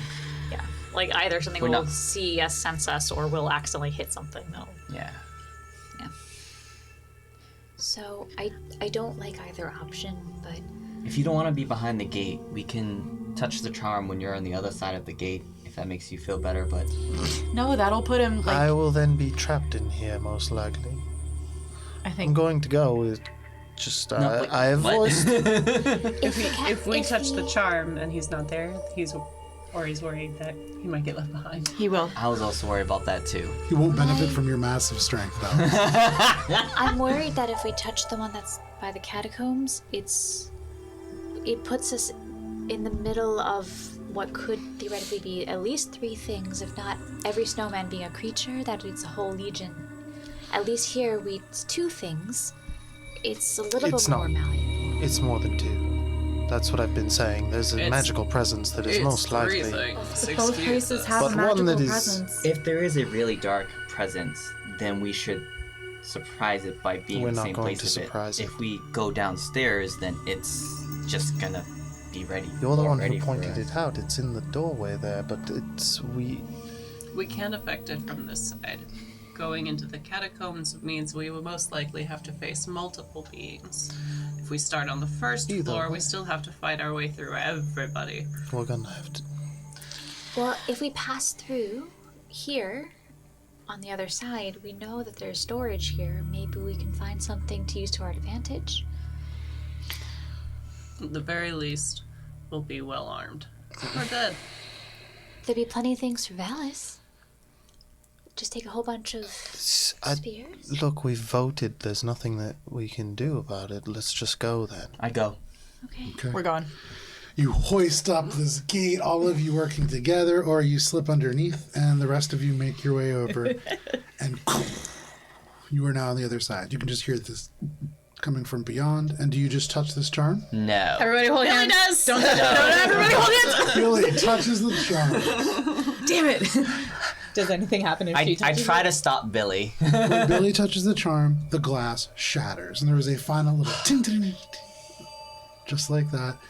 And because it is 8:50, we're going to step away for a quick break. Would you like to see a visual perspective of where you end up before we do? Yes. Tendy's out of the way here. Bye, tendies! Hi, tendies. Fuck you, tendies! I mean, no, I love you, tendies. You were delicious, tendies. Thank you, tendies! Thank you, provider of tendies! Use your Take a notebook. photo of that before you. Here, you can just. I thought you meant the tendies for a second. Oh, they're so, I need to remember they're so these tendies. beautiful. Don't worry, I already took a photo for the Instagram Of the map. of the tendies. Oh, yeah. Important. Da, da, da, da. And so you can all place Warrior's yourself greatest fear come to life. Tendies. around that black kind of cluster of crystals, on the other side of that door. And we will be back in just 10 minutes. We'll see you then. Bye. All right.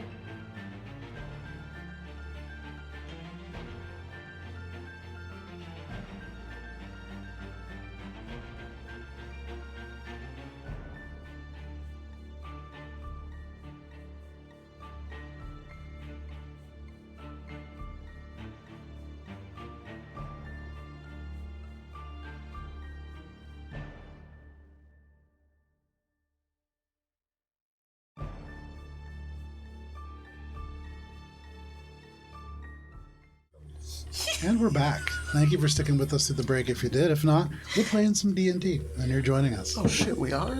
Let me go ahead and change the music. When were you gonna tell us, Paint a Joe? little scene. I brought my magic cards and everything. What if we just switched to magic all of a sudden? I mean, I'll bring my place yourself? deck. Send you all to the Ourselves. fucking Shadow Realm. That's real. That's you do. We're a TCG game stream now. We always have been. Where do you want to be? There's not any good spots. I'm just gonna, like, You can see as you touch this glass charm and it shatters, all of you suddenly find yourselves within a much more dark, kind of dank space. Where you are, you can smell the kind of cold air crack around you. Those of you who have kind of a little bit damper skin, you can feel instantly it dries, and there are little cracks that form in the kind of places where your nose meets your face and things like that. Here, you are within a stone space that is exactly like you see in front of you. Here's the battle cam. You'll be able to see it in better detail at Albron RPG on Instagram this week. Thank you, everybody. You can see, much like on this sort of depiction, there is a big, dark, crystalline half of a structure. You can see the hallmark kind of crystalline cleavature of something that has been broken. I would say, Minka, what you see kind of floating on this stone table or wooden table is a massive onyx heart, or half of one, anatomically correct, that has been cleft in two. And here you can hear it even louder, kind of beating from the side. You can see on either side statues, though you've seen them on the other side. On the left-hand side, a little bit more what was described as sort of masculine. It is a huge, almost ape-like figure. On the right-hand side, you see much more feminine, though. You see the body at about mid-level transitions from humanoid to snake. And you can see there are a number of arms tucked behind the ones that are currently clasped over their head. But these are kind of frosted over figures, and they flank this floating piece of heart. You also see in this room there are a number of tables that are kind of bedecked with elements of very ceremonial looking weaponry and armor. Through the bars, for those of you that turn, there is a figure that definitely takes up your vision, but off to the right you can see through the open doorway there is a table that is just piled with gold. You can see gold coins, thousands of them. You can also see what look like crowns that are kind of stacked atop this pile. There are little cups and things like that.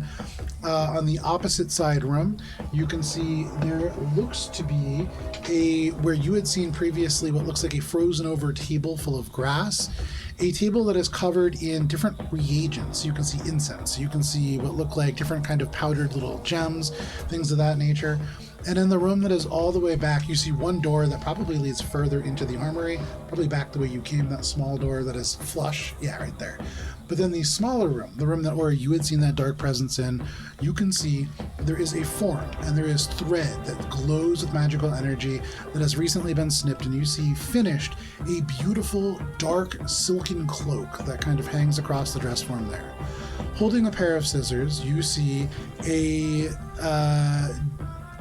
fiendish creature. You can see devil horns that come out from the head. You can see long black hair, though when their eyes kind of flicker and shed little bits of glowing light, you can see there is a red kind of undercast to it.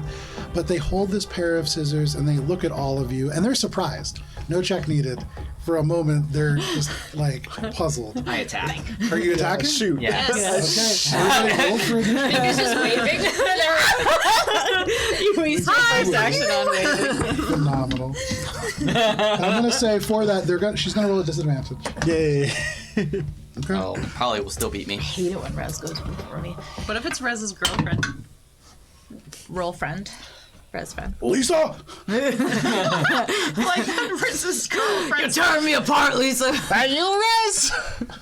Okay, so You got fat. anybody natural 20? Stop it, Lisa. Okay, 25 to 20. 22. 22. All right, 22 for Ori. 20 to 15. 18. 18 for Minka. Okay, 15 to 10. 14. 14 for Billy. 12 for Rez. 7. 12 for Rez. 7 for Valis. Okay. Where's So, No, you're right. Alina's so far away that you can go ahead and CX. It's not that far away from I you know. guys. It's just one step away from me. As with most things, the joke started in my head and I just started saying it out loud, hoping that it would finish it. So, the way that this works out, for all of you, Ori is going to be starting us off. So, Ori, you pull the crossbow. This figure with the scissors kind of looks, they pause. But then after Ori, Minka, then Billy, then this creature, then Rez, then Valis, and then Alina. So, Ori. I know one of I'm gonna insightful fighting and then shoot this thing. Do I have sneak attack advantage? You absolutely do, yes. Ori, are you next to me? Yes. Yes. And that's Looks like Ori, but it's 17 on the die to hit. So let me just see here. I think that's gonna be a good attack here. Yeah, 29. 29 is a hit. Cool. Alright. Let's see here. That's gonna be some good damage because I'm also gonna make it. I think I'm gonna make it a menacing attack. Okay. Wisdom saving throw. Wisdom saving throw. That is a natural 20. Okay, it succeeds. So they are not frightened. She does They a good roll are damage. taking They're a just more significant confused amount of than damage. frightened at this moment. Ooh, okay. So let's see. So that's a 4, and then another 4 for the fire damage, because I'm going to use a charge. Okay. So that's 16.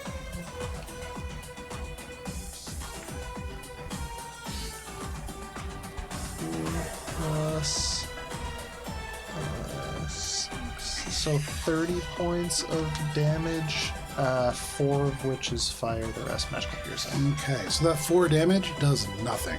But the rest of it does as much as you would expect it to. This crossbow bolt right into the shoulder, and you can see sticks fast, goes like about halfway through, and then buries deep. You can see the fleshing almost begins to soak up a little bit of blood. She looks down, she doesn't drop the scissors, but she goes, oh shit. And that's it.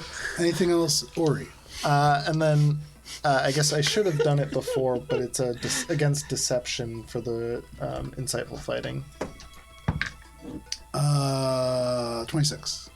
I believe I beat it because I got Hell a yeah. 29. Very nice. nice. Okay. So insightful fighting, this is a fiendish critter. This is a fiendish figure. Critter. You feel that you have that insightful drop on them now, though. Anything else, Ori? That's it. Alrighty. Ori, you get this shot home. You feel like, aside from the fire damage, it does the full amount that you expect. Minka, what do you want to do? You see Ori unleashes a crossbow bolt through the bars and into this individual. So, Minka's going to immediately reach out and grab Ori's arm, and she's going to cast Protection from Good and Evil on Ori. Very nice. Cool. Minka reaches out and grabs onto your arm, and there is a pulse of energy that goes through you, and it feels like it pushes the cold air away. Somehow Ori's protected from himself? All right, so target More cannot. about the fact that So much there's lighter. a female. So basically, what that does is that protection against from aberrations, celestials, elementals, fae, fiends, and undead. Target cannot be charmed, frightened, or possessed by them. And if they, for whatever reason, somehow have an effect where that somehow gets overridden, you get advantage on the reversing the save. Yeah, things. So that is my action, and then for my bonus action, I'm going to channel the dragon to help her maintain concentration, but also that'll set off a glow. And then she isn't going to look to engage the creature, but instead she's going to look directly at the heart, and then prepare for the next turn to try to get more information about it if she can. You look at the heart, and as you do, there is this, and it almost pulls you forward. It is cold. Something about it is innately evil within. And when you cast Protection from Good and Evil, it almost propels Ori away from those crystals, but no problem. That is your turn, Minka? Mm-hmm. Alrighty, that brings us to you, Billy. Ori shoots. Okay. Billy also shoots. All right, make your attack rolls. Billy's gonna do a pew pew. The lowest one is an 11, That is a miss. but the next one is 26. That is a hit. Sweet.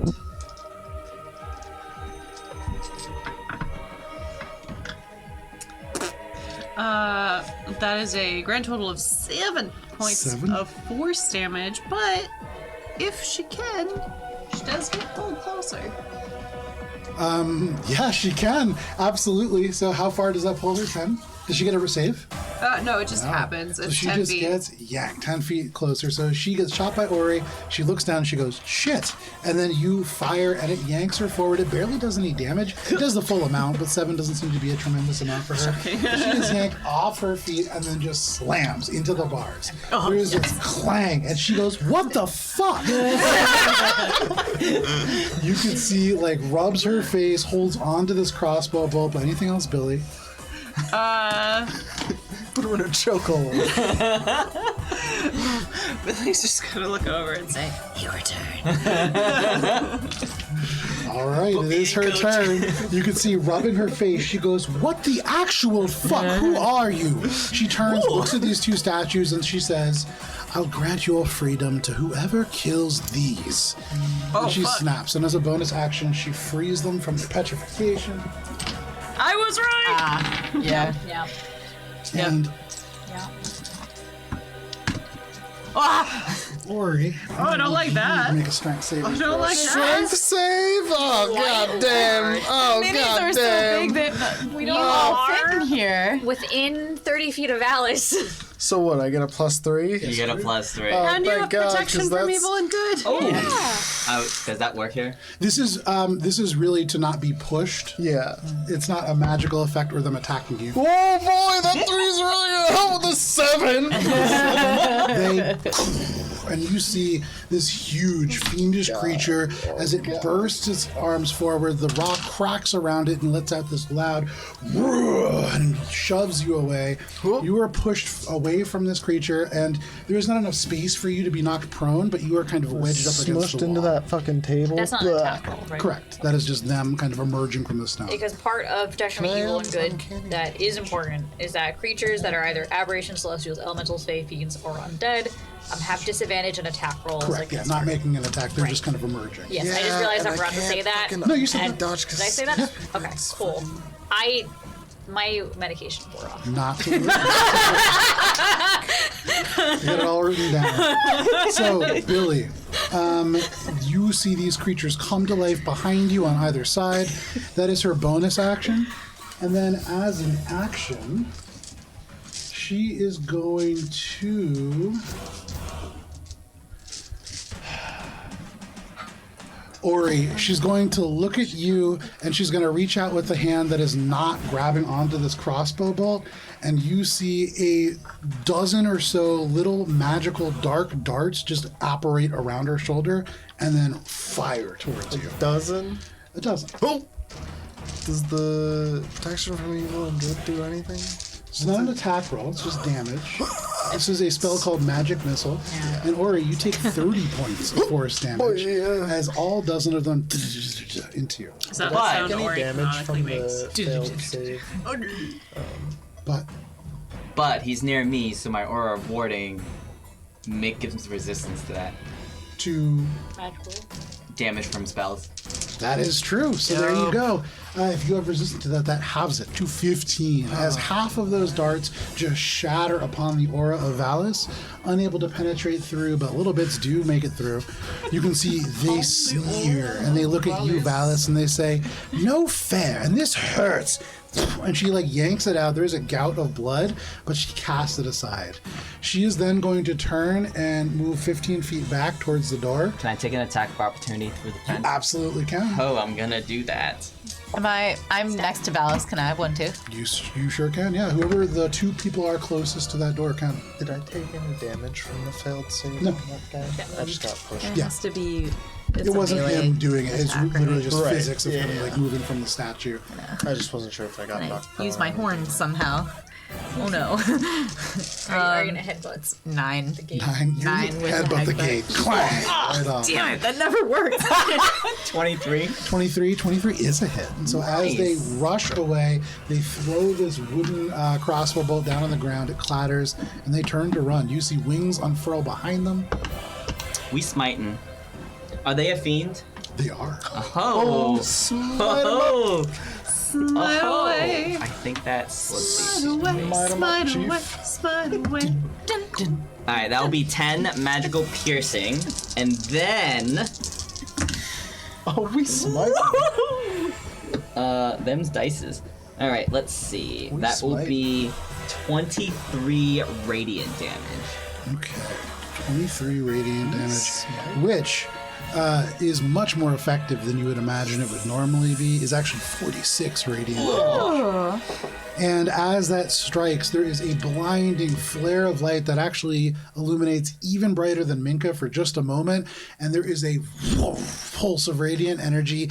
They hiss and curl away, almost falling to the door, but they regain their composure. Their hand is on the knob. They turn, they look at you, and they say, "I'll remember that." But they begin to open the door. They look as if they're going to be exiting this room on their next turn. That is their turn, however. That brings us to Rez. Oh, sorry. Let me roll initiative for these other two. Nice. 24 See how for thick that Grok. Looks like it's about This? 5. I would say looks 5 like feet, about, yeah. This was 5. yeah, that's probably Okay. 5 to 8. So that brings us to Rez. Valis on deck. 5 to 8. All right, so mechanically, Rez is just supposed to Yeah. defend. Kind of just All right. flies around. Yeah. But he is ready. Valis. I don't know what to do. Mechanically, I can't make a choice. Actually, no. Rez, on his turn, will go, "Alina, this is a Balgura!" And that's what he's going to say. on his Hey, roll. thanks, buddy. Don't know what that is. Me neither. Does that mean anything to anyone of us? Valis, what do you want to do? Alina, Who's that? I'm going to phase step through this fence because no iron bars can keep me, and I'm gonna phase step right to the fiend, and I am going to say, "Remember this. This is our plane, and you do not belong." And then I'm gonna attack her twice. Hey, Oh my god! With that line, I would like to roll a natural one. Damn it. It was so roll cool. a natural one. You streak forward, and as you do, it is like they bring up their arm, and there is just a shield of absolute darkness. They cast shield to use as a reaction, expecting this massive attack, and it just ding right off. No damage. It just backfires. Second attack.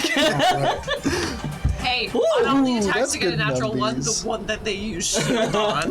Thing. 27. 27 is a It was a feint. There we go. You know what? I'm gonna smite All again. according to Very plan. nice. That's why they use shield. And this one is gonna be a. Extra smite. This one's gonna be extra smitey. Ooh, spicy. The first one was just an appetizer smite. Alright, 10 magical piercing, and this is a level 3 smite, which will be. Wow, that is the worst. What? Buddy. All ones. 3 ones. close. A 2. So that'll be 5.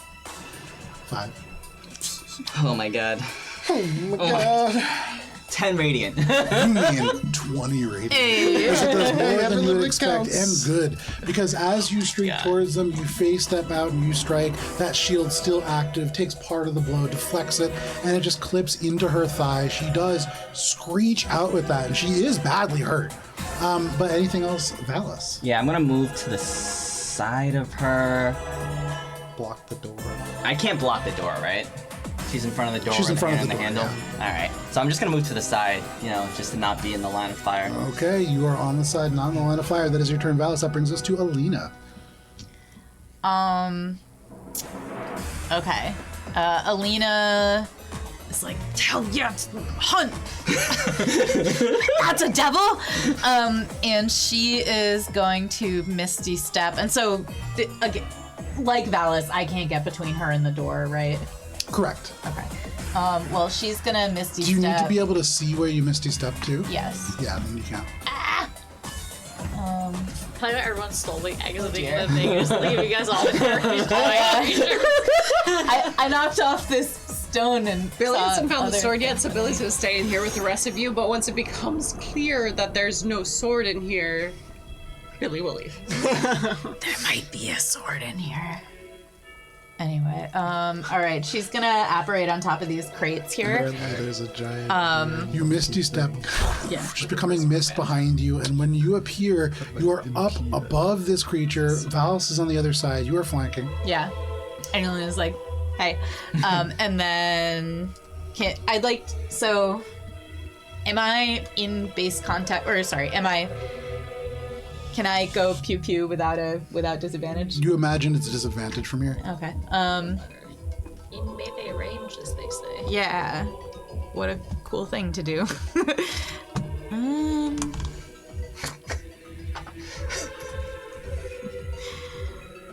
Let's see. So that yeah. And then she's going to she's gonna be like, oh, I should have apparated a bit farther away. Anyway, and she's going to reach out and grab the devil's hair Okay. to try to stop her from getting away. So, This is just a grapple, as an right? action, are you trying to grapple her? Yes. Okay, make it. The flavor is Yeah, the make hair. an athletics check, sure. Curl the fingers in. This is why women don't wear ponytails in public.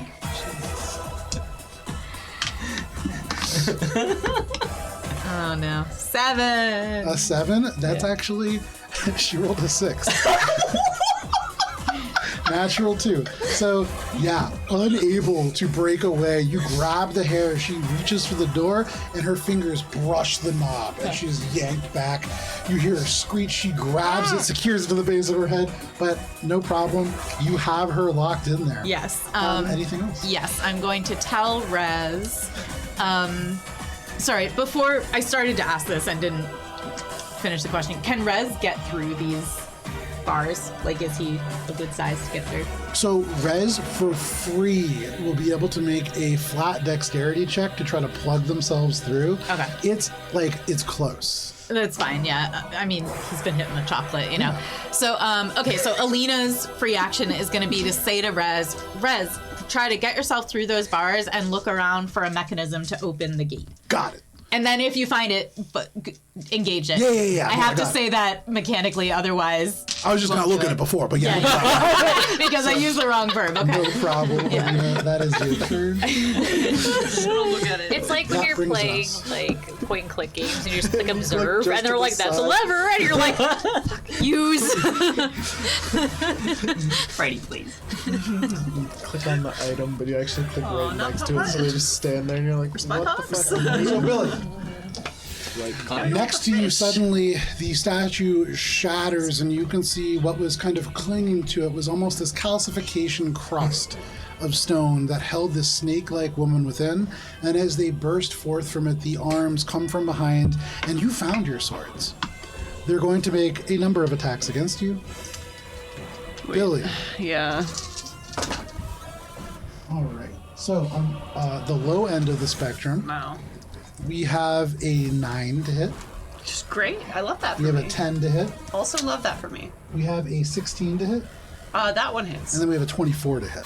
Shockingly, that hits.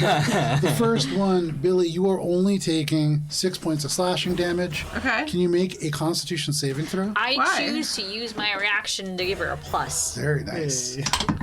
I give you a +6. Nice. Nice. You resist that poison probably. Max. I certainly probably do. That's a 24. It's a 24. You do resist that poison indeed as it sinks into you. From the second one, you are taking 5 points of slashing damage. Okay.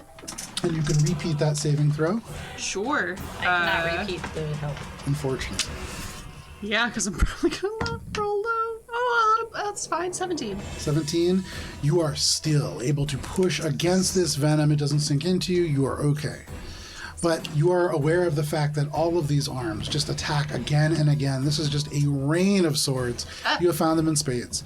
But that is all that they can do on their turn. That is Gara. That brings us to Ori. Then Minka is on deck. Ori. Oh boy. Oh. You see, turning to face you slowly is this massive ape-like creature. Each of the hands could wrap around your chest. Is there anywhere that I can get that is not within range of this? You don't feel like it in this moment. We are really sardined in If here. I go over to this corner, am I out of range of any of all of them? You would guess, given the kind of Like length this of that one? snake-like creature, probably not. Yeah. Damn, I feel really caged in here. You are really caged in here, quite literally. Whose idea was it to go in here? No. I guess I have to take a shot on the devil still because At this range, it'll be disadvantage. Shoot the devil. is it disadvantage at this range? Oh, you mean the devil on the other side of the... Gotcha. No, you Yeah, can make your because- attack roll. The burger burr? Yeah, because The Bulgur, I believe, is imposing disadvantage. well, yeah, because that one I'm right next to. Yeah. So it's gonna hit me, and I'm at disadvantage if I shoot it. So I have to go for the one over there. Yeah, go for it. Bonus action, steady aim, Okay. so that I get advantage. 27. I guess. 27 is a hit. That's gonna be boop boop Oh, boop boop boop. She's just there. I'm gonna not use a thing. Alright, those are okay numbies. Well, so much better than my numbies. Yeah, Valis had some rough numbies. Oh my god. So that's gonna be. Damn, math is hard. It is hard. That's gonna be 30 points of magical piercing damage and 8 halved of fire damage from the previous one. I'm not 0 adding fire another. damage. She is a She's immune to fire damage, but the full amount of that piercing definitely does carry over. You can see as you fire right below you, actually, Alina, another crossbow bolt just sinks into the back, piercing through the wings and into the actual flesh of this creature. But anything else, Ori? I do think that guy can attack me, and then I'm thinking of Starfinder. You're thinking of Starfinder for Thank reaction God. attacks. Oh, okay. Ooh, it was. I can't attack it though because it's a bad. Yeah. All right. Anything else? Nope. That's it. Alrighty, Ori, you fire, you hit. That is your turn. Minka, as you glow in the form of the dragon, what do you want to do? Billy, you're on deck. So, would you say that this wall next to me is about 5 feet deep? Yep. Awesome. So Minka's gonna feel very caged in, just like Ori, but because she has a magical ability, she's just gonna like put her hand up against the wall she's right against and cast Stone Shape, and Stone Shape a door behind me. Suddenly, 5 feet wide, the door just opens, and Ori, you see light in the form of Minka, this angelic creature now standing in the door. And then I'm going to open the door, Okay. and then I'm going to cross through the threshold. Okay. So that will provoke an attack of opportunity. I understand that, but at least I will not be trapped inside of the room. So this Bulgura and just tries to slam this arm down on you. That is going to be a 22 to hit. That hits. Great. Where are my d12s? How big is the door? This is very important. 'Cause it's a these 5 look like huge creatures. It cannot be more than 5 feet in any dimension. Okay. So it is a smaller than average door, but it is still a door because it can be hinged and it can have a closing mechanism. Minka, Yes. you're going to be taking 26 points of bludgeoning damage Okay. as this creature slams you with one of these huge fists, almost knocking you to the floor, but you scramble through the door and to the other side. You can see now this fiend in front of Alina, crossbow bolt in her back. What do you want to do? I'm going to roll for concentration. I'm going to pass my concentration check. Yes. Very good. Just barely, but I do pass it. I had advantage, right? But you passed it. I rolled a 19 on the die. Oh, So I nice. have a +6 to my constitution. Anyway, so I'm just gonna be like, okay, and I'm gonna close the door. Okay. You shut the stone door. Wait. There's no like locking mechanism on it. Okay. It just can open and close. But I'm just gonna like, Just gonna leave that in there. and then I'm in the room with the gold, right? Yeah, so if you do it right next to it, you would kind of like have to almost climb onto the table itself. Yeah, I'm gonna like awkwardly clamber over the table Gold and then goes step out. everywhere. Yeah. Yeah. It is loud, and so all of you hear just a commotion as literally hundreds of gold coins cascade down to the ground. Like in Lord of the Rings, You're where hearing the- a lot of, the like- head goes down the well. Like, oh, sorry, oh god. That probably took a long time to set up. So, I am a distance away from the Belgara right now. You could be 5 or 10 feet in one of these. I spots. choose to be 10 feet away to begin. I'm going to shift from the form of the dragon to the form of the archer. Okay. And I'm going to shoot a radiant arrow at the Belgara. Very nice. Make your attack roll. From the shape of the dragon, the tail almost extends back and back and back. It becomes the end of this arrow that you fire forwards. Okay, that is a dirty 20. A dirty 20, that is a hit. Awesome, and that is... I need d8s. Need more? Dos. How many need? I think I only need 3, so I think I have all 3. We're on standby. Sorry. I always forget if it's +2 or +3. It's +2 now. Okay, cool. Yes. Oh, lots of damage. Hell yeah. So that is a total of 18 damage. Very nice, which doubles to 36. And as you do, that's radiant, correct? Yes. Yes, so that doubles to 36. And as you strike with this arrow, it goes through. Your constellation dims slightly, but it's replaced by the glow that emanates from the wound itself. It strikes and seems to almost ignite the bones within her body. And you hear this shriek as this creature is almost mortally wounded. If they were humanoid, this would almost certainly kill them, but they are just barely still up. Okay. You can see they turn their gaze, and it is hateful towards you. But anything else, Minka? So I've moved 5, 10, I'm guessing about 15 feet. I'll take the rest of my movement and just move away, like towards where that room, yeah. Want to be in the room? If I can make it into the room, I'll go into the room Yeah, to get a 15 little, feet? yeah. Yeah, you're in the room. Okay. Mostly just to get a little bit of cover from everything that's going on. And as she moves, I made a door! You kind of collide with the bottles and different reagents. But there you are, Minka. That is your turn? Yep. Alrighty, that brings us to Billy. //. // Once more, the lowest one is 12. A 12, and is this on the snake lady? Yes. Okay. A 12 is a miss. Okay, and a 28. 28 is a hit, and you see as a reaction, she takes one of these arms and the sword just crosses forwards. That was a 28. Yeah. And she parries the blow, which deflects some of the damage, but not all, as it's Okay. not enough to completely make up for it. Cool. Go ahead and roll damage. I'm gonna use bonus action Branding Smite, and I'm gonna burn a bardic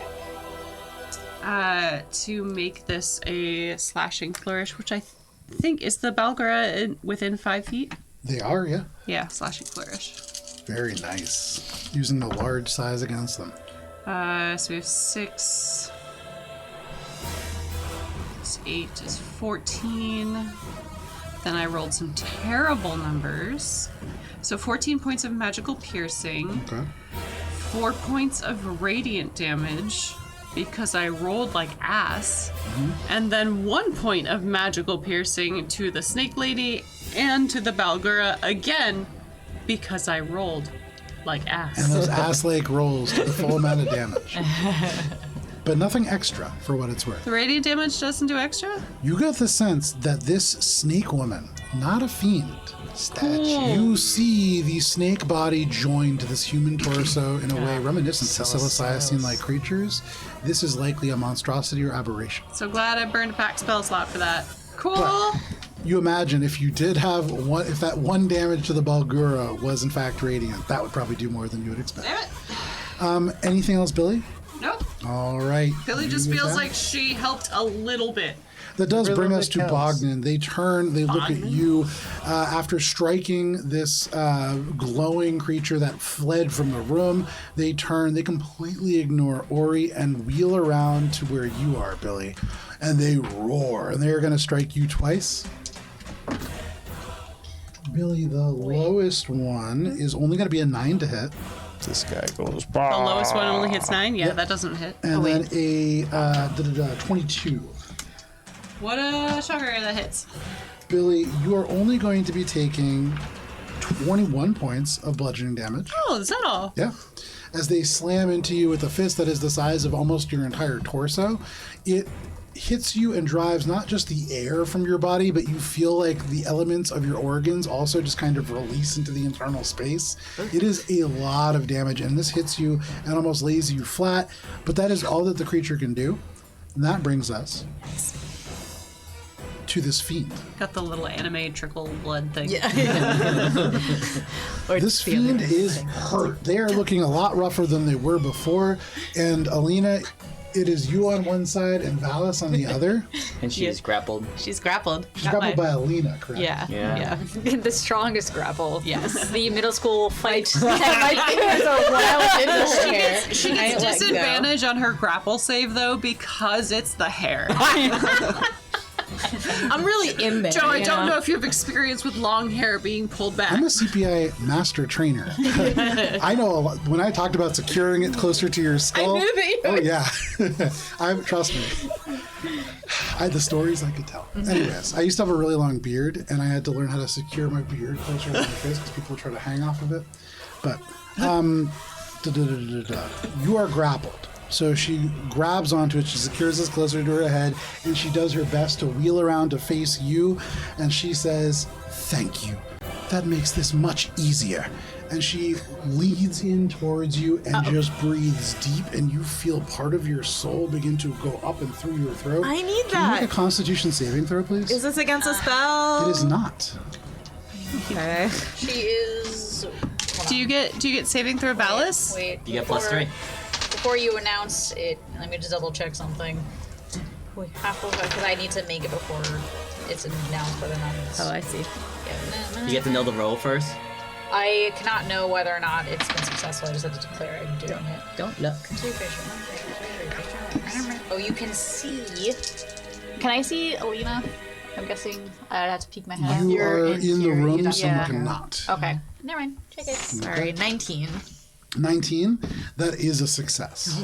So, That was with the +3, right? Yeah. Alina, Yeah. We orating today, boys. you are taking 32 points of necrotic damage halved to 16. Is this a spell? It is. Your maximum, sorry, not a spell. Your maximum HP is not reduced by a similar amount as you succeed on that. That is But you just feel they great. try to leech not just your life, but the very essence that creates that life to restore themselves. They do regenerate a little bit of health, but not nearly as much as they were hoping for. Second here. Yeah. I'm lean, sinewy. With that action, she's not in great shape. She has Valis on one side. She has Alina on the other. Still grappling. Yeah, still grappling. Yeah. Damn, that's. I'm grappling. She is going to just stand there and deal with it, I guess. That is her turn. She hisses at you, Alina. And she's going to say at the end of her turn, "If you let me go, I might let you live." But that is all that she'll say, and that brings us to Rez. Rez, make a make an athletics check for Rez. Flat dexterity check is what I said, but we'll say athletics check. If that's better for him. He's a little guy. Okay, So dexterity no. check is fine. Flat dex. Yep. Check. 5. He goes, "I got this, Alina," and just goes back, goes as fast as he can, and Oh, just buddy. right into the bars. And you can all hear the metal just shudder a little bit as Raz becomes stuck. Buddy. Which side is facing Billy, the butt or the head? He's invisible, so you can't tell but the butt. Anything else for Rez? How gassy does I Rez guess get? not. Can he maybe like even just? Oh, he's stuck. But which end is out? Butt is in the. Head out. Okay, so he got 2, missives to go through and to look and see, and he's tried the first one, and now he's gonna look and see if he can looks see and any for levers. free. He goes, I don't see anything. I feel like I'm gonna be around one of those corners. But no problem. That is Rez's turn. That brings us to Valis. Alright, I guess I'll just Alina, you're untucked. continue attacking this thing, but not say anything this time, because that doesn't work out for me. 27 to hit. 27. So good thing you didn't say anything that absolutely hits. Let's see. Did you? We're flanking still, right? Oh, I have a What? yes. Yep. That crit, baby. Yeah, gotta see if it crits. Not a crit, but good reminder. I'm gonna smite again, just because it's a fiend, and that's what I do. You can see as they grab onto Alina, they are pulling the life essence from them. And so absolutely, you can see fiendish activity going on right in front of you. All right, 7 magical piercing, Okay. then 15 radiant. For a total of 30 radiant. And Valis, as you strike this time, you hear this creature hiss between their teeth that they'll let Alina live, and then you pierce them from behind with the sword. And as the radiant energy ignites from within, you can see from within the mouth, the light spills out, and you swear that for just a second, you can see a smile as they whisper, "Too late," and are gone. But that is I don't like that. Wait, what? they are dead. You can pull the fiend off of them. Well, these are all. That is your turn. That brings us to or anything else, Alina. Or sorry, anything else, Valis. Yeah, I still have a stuff to do. Can you? Now I'm gonna look over here and take a look at like these guys. Can you? Is it what we see, what we get, or do they look? What do What they you see look is like? exactly what you get. So they're not psilocybin, they are. The woman that is kind of half woman, half snake, that seems to be a psilocybin creation. The one that is on the left seems to be a fiend. Big Balgo. Oh, okay. Balgura. Alright. Balgura. It's like staple greater demon. Am I saying it wrong? No. I was just saying. We're just Big being silly. Balgura. We're just being jerks. I am going to walk up and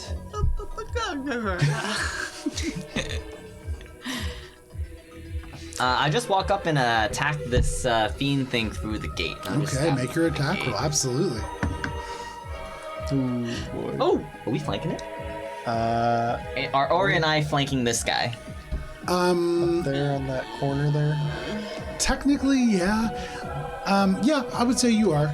Roll a D100 though. It's very nice.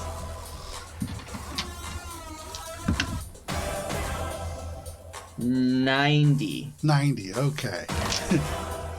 No problem.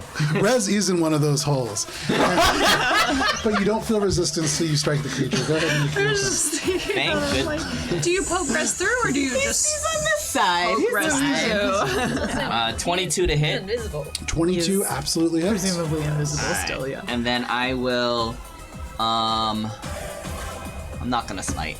And I'm just gonna do 11 magical piercing. Okay. And I will, say to Billy, if you can take a step towards the gate, I can get you out of there. You say that to Billy.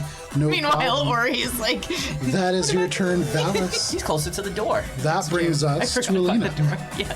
Alina, Okay. this creature just dies in front of you. You can see slowly turning to ash as a radiant light consumes them from within. And then they are just nothing, and Valis walks away. What do you want to do? We're just like, why did she say too late?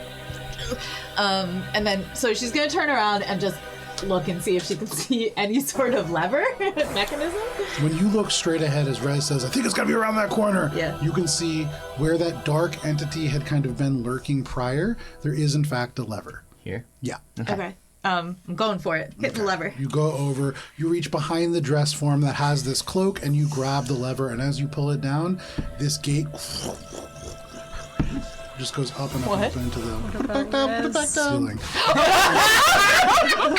I would say for Rez, you hear, no. Can you make a dexterity saving throw for Rez? Sorry, Rez. It's an important one. 19. 19. You hear Ren just go, ah! And then as he pops out the front and is okay, does not take any damage, but just barely makes it. Oh, I'm sorry, buddy. Can I, You got it. Oh my god. Up into the ceiling, that door disappears. In his reaction, Alina's gonna be like, I'm sorry. I love you. And then she's gonna tell him, all right, I'm glad you're okay, bud. Why don't you go help Valis? Yeah, I'm trying. I know, buddy. Anything else, Alina? No. Alrighty, that brings us to the top of the round and to Gara. So now with this door open, with this creature felled, she is going to slither and curl right here. Nice.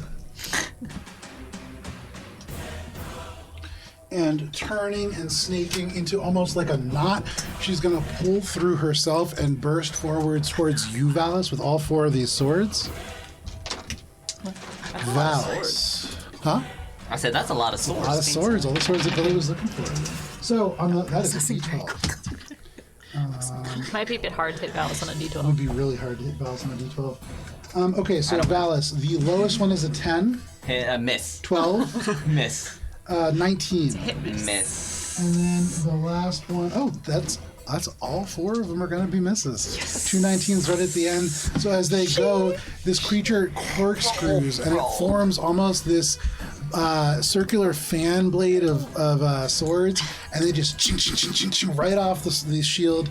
The shield is left with these deep divots as she does, but you take no damage. That is all that she can do, and that brings us to Ori, and then Minka is on deck. Ori, from where you are, though Minka opens the door, they then close it, and then the monsters kind of ooze into the center space, taking up even more room. What do you want to do? I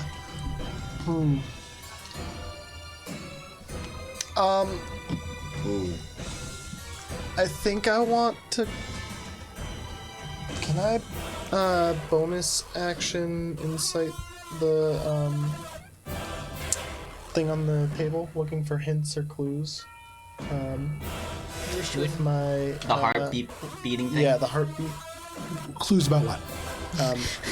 Like what is this thing that I'm looking at? So it would be hard to insight a glowing, beating kind of crystal hovering in the air. What are you? That's trying to more of an Arcana history, or very potentially nature check. But you get the sense that it would probably reveal that it's part of a Right. heart. Then I'm gonna steady aim and shoot the snake one. Okay. So go ahead, make your attack roll, and make it at advantage with your steady aim. That's caught.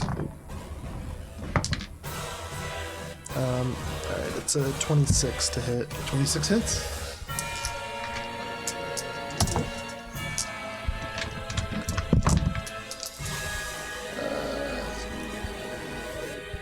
23 points of piercing. Very nice.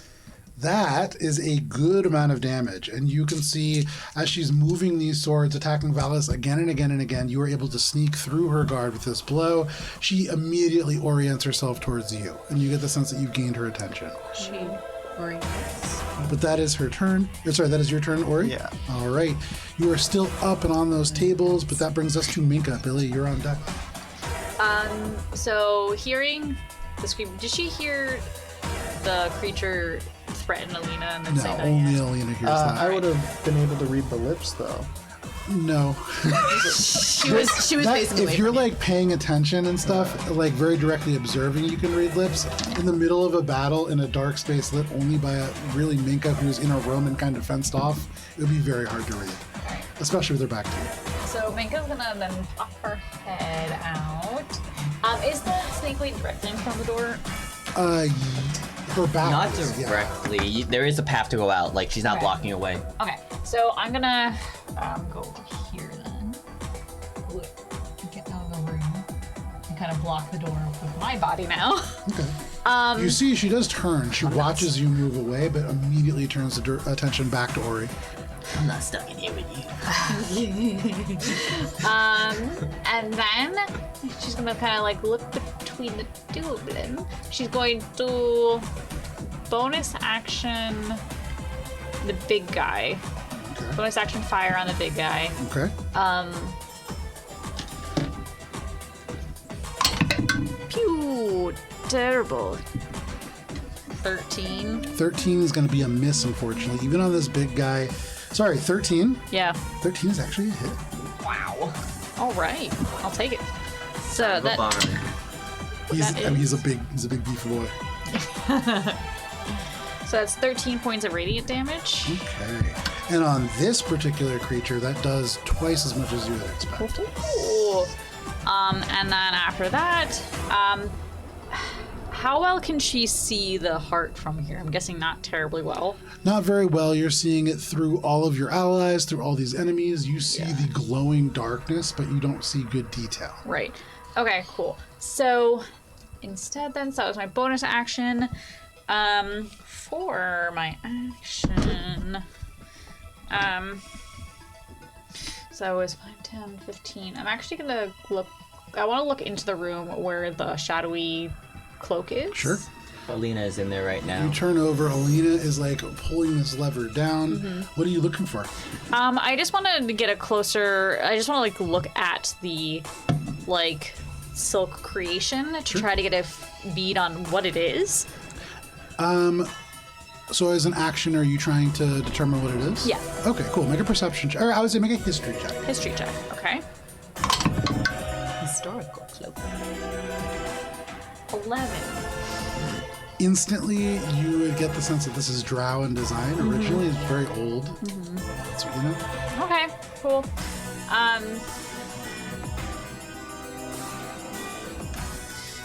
Yep. She's gonna like look at it and be like, all right. Yep, that's a cloak. That's the That is thing. a cloak, and you do know that. That is Yeah. your turn, Minka. That brings us to Billy. Cool. Try once more with the slashity slash. Okay, you turn. This creature is slithering away from you towards Valis. You have It's hit advantage. from behind, so it turns towards Ori. So the first one is 22, 22 hits. and the second one is 26. 26 hits as well. Right. Done. And let's expend a bardic. Let's do it. Let's keep the bardics. Okay. Resources. We're gonna hold on to some of our resources. Okay. And we will just roll flat. It's fine. So that's 10 points of magical piercing and 11 points of magical piercing for 21 points of Right. magical piercing. Hey. Total. Great amount of damage. As you slash across this creature, you see big rents in the snake-like skin just rip off. And where it joins the body, there are places where you can see it is simply sewn onto flesh. And when it comes away, there is just pale, regular skin underneath. But in places, there's a certain place where the cut just transitions rapidly into this reptilian flesh and this almost jelly-like consistency. But you absolutely are cutting deep there, starting to look a little hurt. Come on, this can't feel nice. But that is your turn, Billy. That brings us to this large creature.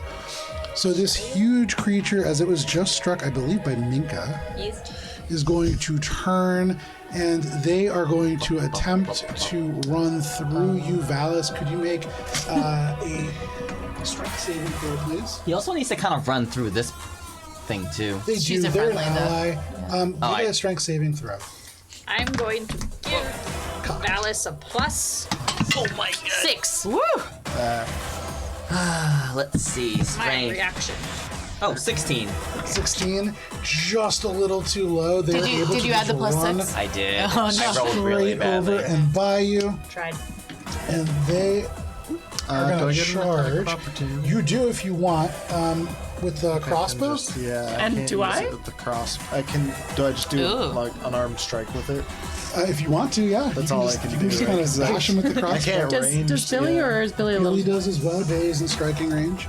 And Minka, they are going to take a charge attack against you. But we'll resolve all this first. 28 for Billy. 28 Not much I hits. could do about it. Oh my god, Valis was the only thing that was gonna stop it, and that did not Going to work. magical piercing. Say again? 11 points of magic. 11 points of magic piercing. Nice. 18 is going to be a hit as well. Oh, okay. Does it just do unarmed strike damage with the crossbow? Then that's fine. Hey, You every little bit, you clunk know? them from behind, and gotta they help don't somehow. even register either of those blows. They just and they shove Valis to the side, and they headbutt you Yeah, you directly run in away. the chest, Minka. Minka Ready for it. does a 27 hit. Oh yeah, it does. Okay, and then the second attack is a natural 20. So a result Oh of dear. God. the 27 Yeah. is going to be 25 points of bludgeoning damage. And then the second attack, that is a natural 20, is going to be 30 points of bludgeoning damage, as you got a much easier roll on that one. Can you make a strength saving throw, I please? don't think it'll matter. Just give me 1 second to make sure Okay. my math's correct. You said 30? Yeah. Ooh, I'd be down. And so you fail that strength saving throw as they headbutt Minka in the chest. Minka is propelled into the other room. They travel the full distance and slam into the wall. I think Not that I'm it in matters, this but room. Minka, you take an additional 2 points of bludgeoning Oh, the damage door's as closed. you do. Oh. I think you knock this cloak off. It strikes the ground, fluttering abnormally slowly to the ground as it does so, kind of just falling across Minka's body. But Minka, you are unconscious. That creature roars and wheels around, the eyes searching the room for its next target. So you're no longer protected from evil and good. But Ori, you got space to move. That is your turn. Sorry, that is Bogdan's turn. That brings us to Rez. Rez just goes, "It's okay, Alina, you're trying your best." Turns around, looks, and just flies over to the lever. What? No. Did you give him other orders? I told him to help Valis. Oh, okay. Flies over to Valis. You were gonna shut the gate Yeah. on them. Flies over to Valis, and Valis, you Valis is sense standing right Rez there. taking up a position near you. He's tugging at her hair. Terrible plan. They tug at this creature, at the snake lady's hair. That brings us to your turn, Valis. Is it possible for me to get to where Minka is right now? Not just with movement. There's a creature between you and Minka. Okay. Let's see. Totally fine. I'm just gonna. I face step over to Minka and I lay on hands and heal her 5 to bring her back up. Okay, as he face wheels around, he Yeah. brings his fist through, and it just strikes air. As you face step to the other side, and you just kneel down to Minka and lay on hands. Healing I floods think through. Minka's in here. Yeah. Oh, I And see. I'm currently covered with a cloak. Yeah, so I guess I'll Weirdly grab the echoing cloak, a previous character. lay on hands, no problem. and then I'm gonna walk out here and stand and face classic the moment. guy, and then on my way. I'm gonna. What type of thing is it to pull the lever? Is it an action? Can it be an interact action? I would say it's a bonus action. Okay. All right. I'm going to say to Alina, the other thing is in the way of the bars. Pull the lever again, and then I'm going to stand and face the big guy. Okay, you stand and face the big guy. That is your turn, Valis. That brings us to you, Alina. She's like, okay, that was a lot all at once. And she's gonna look, and if indeed the gate would only hit her, which it believe it seems like would. it would, Yep. and she's gonna be like, okay. You pull. First, you lift the gate, and then you close the gate. It's a very good idea, but this creature reacts quickly. And they succeed on their dexterity saving throw. I would say, Ori, since this is going to affect you most, can you roll a d6? On a 1, 2, or 3, it is on your side of the fence. On a 4, 5, or 6, it's on the other side. Oh. Ori, it emerges on your side, throwing itself into this room. The gates clang shut, and suddenly you feel more fenced in again. Sorry, Billy, buddy. this creature has its back to you currently, for what it's worth. But that is Did the they fence have to coming down. move outside of melee range in order to? I don't believe so. Okay. I think they can stay in range. Anything else, Alina? That was just your bonus action. Bonus action, yeah. Oh, so it was. Okay. She's going to be like, this sucks. And then, can I use my action just to lift the gate up again? Yeah, you absolutely can. So as an action, you yank this lever up. You do it with a lot of style, and it Yeah. goes back up. And she's like, sorry. Rez, stop playing with a game. That is Alina's turn. And she's gonna tell Rez, keep helping Bellis. No problem. That brings us to the top of the round and to Gara. So she dives to the other side. Her back is to Billy. She's going to see Ori just up in this corner and just make a beeline. And that does pull her out of your range and would give you an attack of opportunity, Billy. As she crowds Ori into this corner. Dirty 20? Dirty 20 is a hit. Please bisect the snake lady that's coming to kill Not with me. 11 piercing, I don't think. Not with 11 piercing, but that does Make her a new cloaca. She flies towards you in a corkscrew of swords, Ori, and you are taking 4 attacks. I'm gonna uncanny dodge one of them. Okay.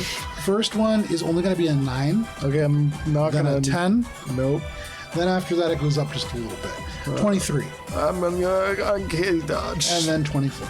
I'm just gonna take that So one. the first one that you uncanny dodge, you are taking 8 points of, sorry, not 8, 11 points of slashing damage. And can you make a Constitution saving throw? Have to 5. And Constitution save. Natural 20. Very nice. You shrug this poison off, no problem. From the second attack, you are only taking 6 points of slashing damage. That one barely gets through, but could you make that save again, please? I hope so, because the natural 20 was nice. Easy come, easy go. It's a 3 on the die, and I am weak of constitution. You take 13 points of poison damage, and you are poisoned. So you repeat that save at the end of your next turn. 13 points as well. And poison. And poisoned. So that is this creature as these swords just slash into you again and again and again. One of them is able to sink past your armor and just inject this venom into you. You feel hot under your skin. You feel that course through your body. That is your turn. Oh, sorry, that is their turn. That brings us to your turn, Ori. Minka, you're on deck.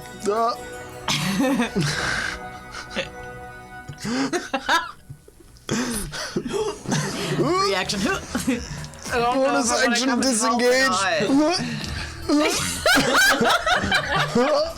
There's still a door. I'm making my way. Well, Downtown. Bonus action disengaging, coming over to this side, getting behind Billy. I'm more hurt than you.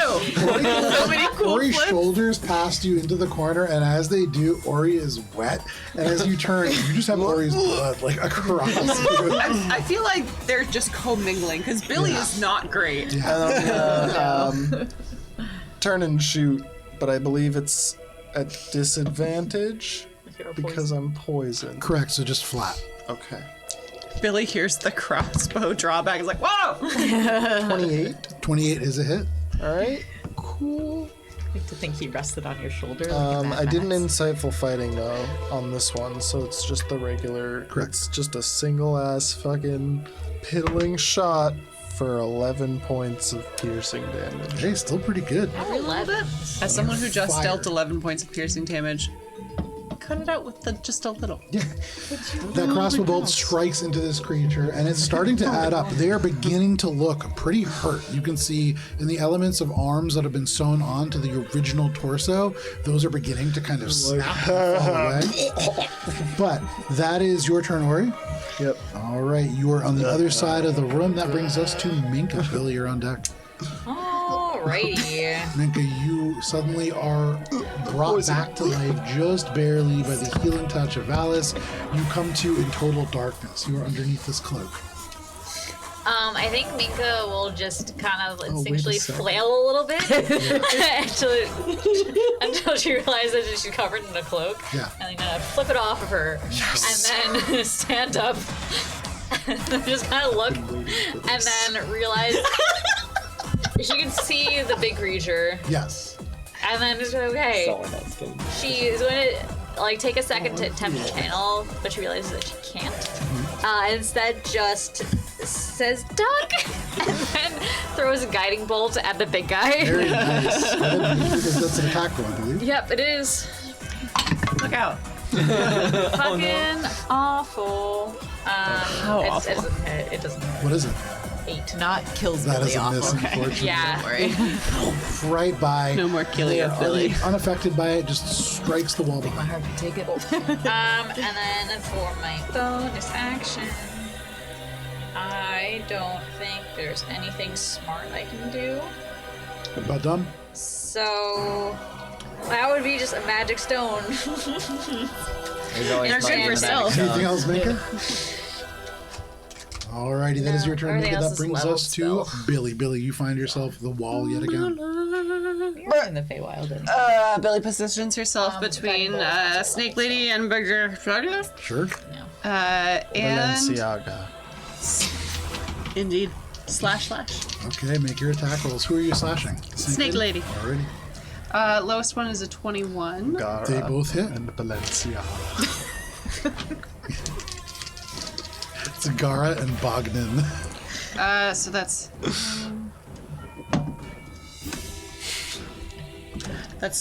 dirty 20 points of piercing damage. Very nice. This snake lady, as you are slashing across, the snake skin is falling away, and you can see there is the skeletal structure of a giant snake, but you can see the bones of a human, like the parts of the legs, kind of disappear into the skeleton, and there is more intricate working within. This is not just like sutured creatures together. There are biological components on the inside that have been combined as well. But no problem, she is in rough shape. Anything else, Billy?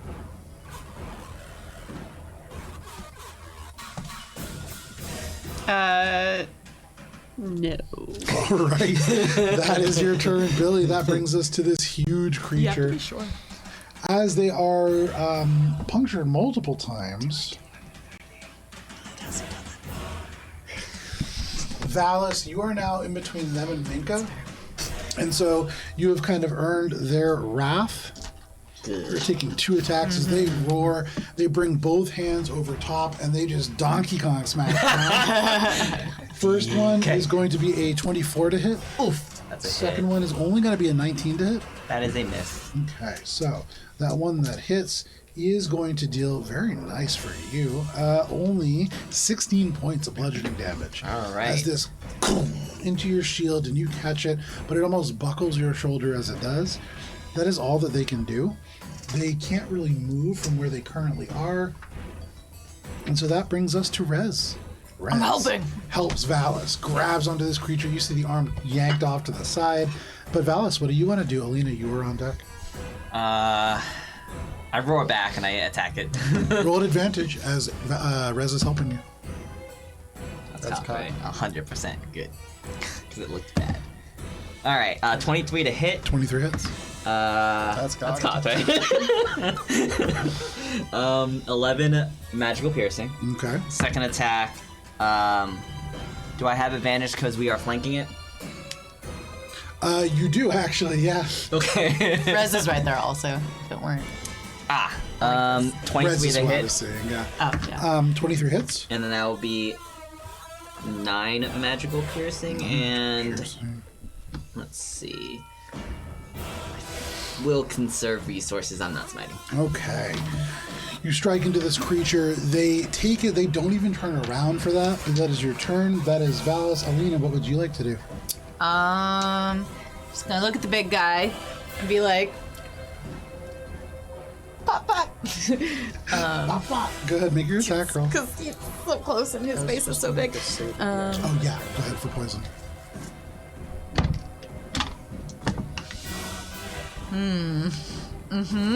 That's a 13 and a 14. 13 and a 14 against the big guy. Yeah. Those are both hits. Hey. That was a failure, unfortunately. Still poisoned. Still weak. That's gonna be 19 points of force damage and 4 bludgeoning. That is the full amount that you would expect. Cool. Anything else? Yeah, Therese, she's gonna be like, help Valis, or Billy if the big guy goes down first. All right, you got it. Yeah. That is your turn, Alina. That brings us to the top of the round and to Gara, who now wheels around, all 4 swords swinging with her at Billy. Hey. Billy. Billy. Billy. The high one is 11. Whoa! I rolled a 3, a 4, a 4, and a 6. I am weak sauce and that does not So, hit. just clang, clang. You I'm pull the in rapier pajamas. up. You're able to parry once, parry again. These are 6 arms worth of blades, and you are able to fend off each one in succession, no problem. They are unable to budge you across the floor. You hold your own. But that is all that she can do. That brings us to you, Ori. Ori, Billy buys you valuable time. I'm gonna go ahead and uncork this here potion of cure poison that I've been holding on to. There you go. This is the time. Drink this cure poison, and poison ends. And then I'm gonna shoot this spider lady in the back. Your glass just shatter on the floor face. as Ori throws the bottle away and fires the crossbow. Do I have makes me advantage on think of this that part. because they're Give me a milk chocolate. contesting Engage with Billy. Engage with Billy. Your joke. Can't tell if that was coffee. I said mine first.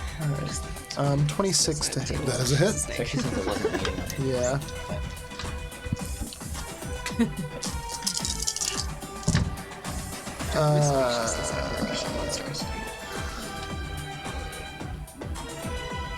Um, 20 points of magical piercing. Billy, as these swords just clang into you again and again and again, you are just barely able to hold your own against this. You hold the center of this space, but as the 4th sword bangs off of your rapier, it knocks the rapier away, and for just a moment, you are defenseless, and in that moment, Ori fires, and this crossbow bolt pierces from behind, and you see all 6 of these arms just sprawl out, unleashing a torrent of swords that fall all around you, and this creature is dead. Sorry. You hear from behind you. But that is Ori's turn. Anything else, Ori? Then I think I'm gonna move over here. Bonus action, quick toss a dagger at the other guy. Go for it. Make your attack roll. You kill this one. Is it also an advantage? Quick toss? No, it is not. Billy will never But freaking it's engaged with Valis, right? Oh, yeah, it And is. Sorry, Billy. I can't see Valis over there. Yeah. And Or Billy Billy still. through the creature, actually. All right. I just see him. That Next up. feels. He is a big guy. These were kind of knocked near each other, but I mean, yeah, it's gonna be fine. Yeah. It's a 31 to hit. 31 hits, fine. yeah. And I think, let me see, a dagger is what, a d4? yeah. Yeah. Does it get the bonus to dexterity with dexterity? Are you proficient with daggers? It's a ranged thrown weapon, right? I believe so, yeah. Then that's 7 points of. Damn. Ori, that is 7 points of damage. So you throw the dagger into the thigh. It doesn't even blink. It doesn't even break its stride. It's still just roaring. So no problem. You just tuck yourself back. That is your turn, Ori. That brings us to Minka. Minka, you think you see something happen behind, but you're not sure. Nothing really changes. So, considering that Minka's very hurt, she's been seeing a lot of blood on the floor. She just assumes everyone is very hurt. She's going to look into the center of the room and cast Mass Cure Wounds Very amongst nice. the center, because I do not need to see people for that to work. It just works. You don't. You just think about the space in the middle of the room, and for all of you, you see suddenly swimming into appearance, a bright point of light that ignites and becomes almost like a radiant star for just a moment. And as you blink and turn away, this healing energy washes over those of you who need it, I believe. Yep, all of us, you heal 21 points of damage if you have space for it. Nice. Oh, that's We yummy. got space. Oh, we back to full, boys. Oh, we still got space. Enemies did Plenty of a space. good job of Sorry, what we I guess usually do, and they spread didn't mean out to the rub it damage. So that was my actione. I can't really move very far because it's kind of crowded in the area immediately in front of me. Yeah. Ori and I need our space. It's fine. So bonus action wise, I don't have a lot of options that spacious. are not leveled spells. So my bonus action is just going to be to like start gathering the cloak, Okay. so it's like not wrapped around me all weird. You begin to gather it up, and as you do in your hands, this feels magical. But no problem, that is your turn, Minka. That brings us to Billy. Billy, you hear from behind you, sorry. And then past you, Ori shoulders, like kind of bumps you, and then throws a dagger and goes, I got it. And then Free action I roll. // okay, it's a play. Ori? No. That's correct.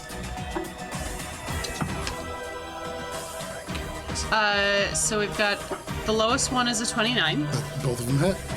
and the other one is a natural 20. Okay, that definitely hits. Get him. Channel your anger, Billy. Yes. All right, so the red one is going to be the natural 20 die. Okay. Thank God. So the 29 dealt 10 points of magical piercing damage, and the natural 20 is 20 points of magical piercing damage. Billy, tell us how it happened. Hey, you got it. You got it. Billy just looks over and is like, no! I got it! And you just right through the back and make it in front of you. The creature, roar, and you see the blade just pierce through the chest and then out through the back. And as it collapses onto its knees and begins to dissolve into ash, Billy, just on the other side, sword still outstretched. And you are all out of initiative. Making prolonged eye contact with Ori. The entire time, just, fuck you. Nice strike. And in this, all of you kind of now are in the darkness. The door not opened, and so as far as you can tell, you still have privacy within here. Minka, you pick up this cloak. You feel that you have a magical cloak in your hands. Is there anything else the rest of you are doing? Looking at this, Get the door, get the door, get the door. Make an investigation check, or What do you mean by get the door? I know, but put something in front of it. We made a that's lot of true. noises. That's a good idea. I moved some boxes in front of the door. Okay, you begin to move boxes in front of the door. 21. You look at this heart. You can see it is, as far as you can tell, almost anatomically correct. The left atrium of a heart. It is made out of onyx, but as it kind of moves, and you can hear that, and you can see it contracts like a muscle, there is something certainly magical to this, and it feels infernal. Can I loot the body of the devil lady? You can make an investigation check, although as you go over there, it's just ash. She was holding a pair of scissors. She was. Can I grab those? I was like, oh, a magical garment. Yeah, mound of working on ash. it. So investigation check, you sort through it. Yeah. Okay. Cool. 12. 12. Can Rez help me? Rez looks at you and just I like ain't puts a seen hand shit. on your shoulder and just goes, I think she's gone, Alina. But like can try to help you sifting through the ash. You have a hard time finding much of anything. There's no garments, not a lot. Really wanted those scissors. They're not there as far as you can tell. Billy wants to check every sword in this room-ish place. And for Make an the investigation chat, check. there are a lot of them in here. A lot of little miniature swords sprinkled around. 17. Yeah. Billy, almost all these swords are very fine, regular swords. There is a combination of long and short swords that are all drow and make, kind of these little barbed, almost fish gut-like kind of notches near the handle guard on these. Just see Billy like The only thing that is different, and you immediately, it's nice. It's not what you were looking for. In the room that is closest to Ori, right there is a sword that is magical. It looks like all the other ones. It does have a little bit more fancy kind of etching to it. It doesn't feel like a legendary item by any means. As you hold it, nothing changes within you. What kind of sword is it? It is a long sword. Is there anything else on the table besides the heart? The onyx heart? That particular table, no. Just that one thing. There is a little sword under the heart, but I figure that's just fuckery. It's one of the other swords. And it's just like them, yeah. So, at this point, I think Minka would like to check the reagent room really quick to see if there's, like, anything that is healing anything. Make an investigation check. Yeah, there's all kinds of stuff in here. We haven't heard anything. I'm sorry. I want to loot the gold. Valis, you go over. Make a investigation check. You just start scooping gold up in here. Hundreds of pieces. Not hundreds. Thousands of pieces. We haven't heard anything. 11. Chocolate coins. Chocolate coins. Go into the reagent room and are overwhelmed with a variety of things. You see stones. You see tubes of different crushed flowers. You see all kinds of different things. And you're not even sure where to start. Healing things? Maybe. Almost definitely. But, like, these are components for healing, not healing itself. Right.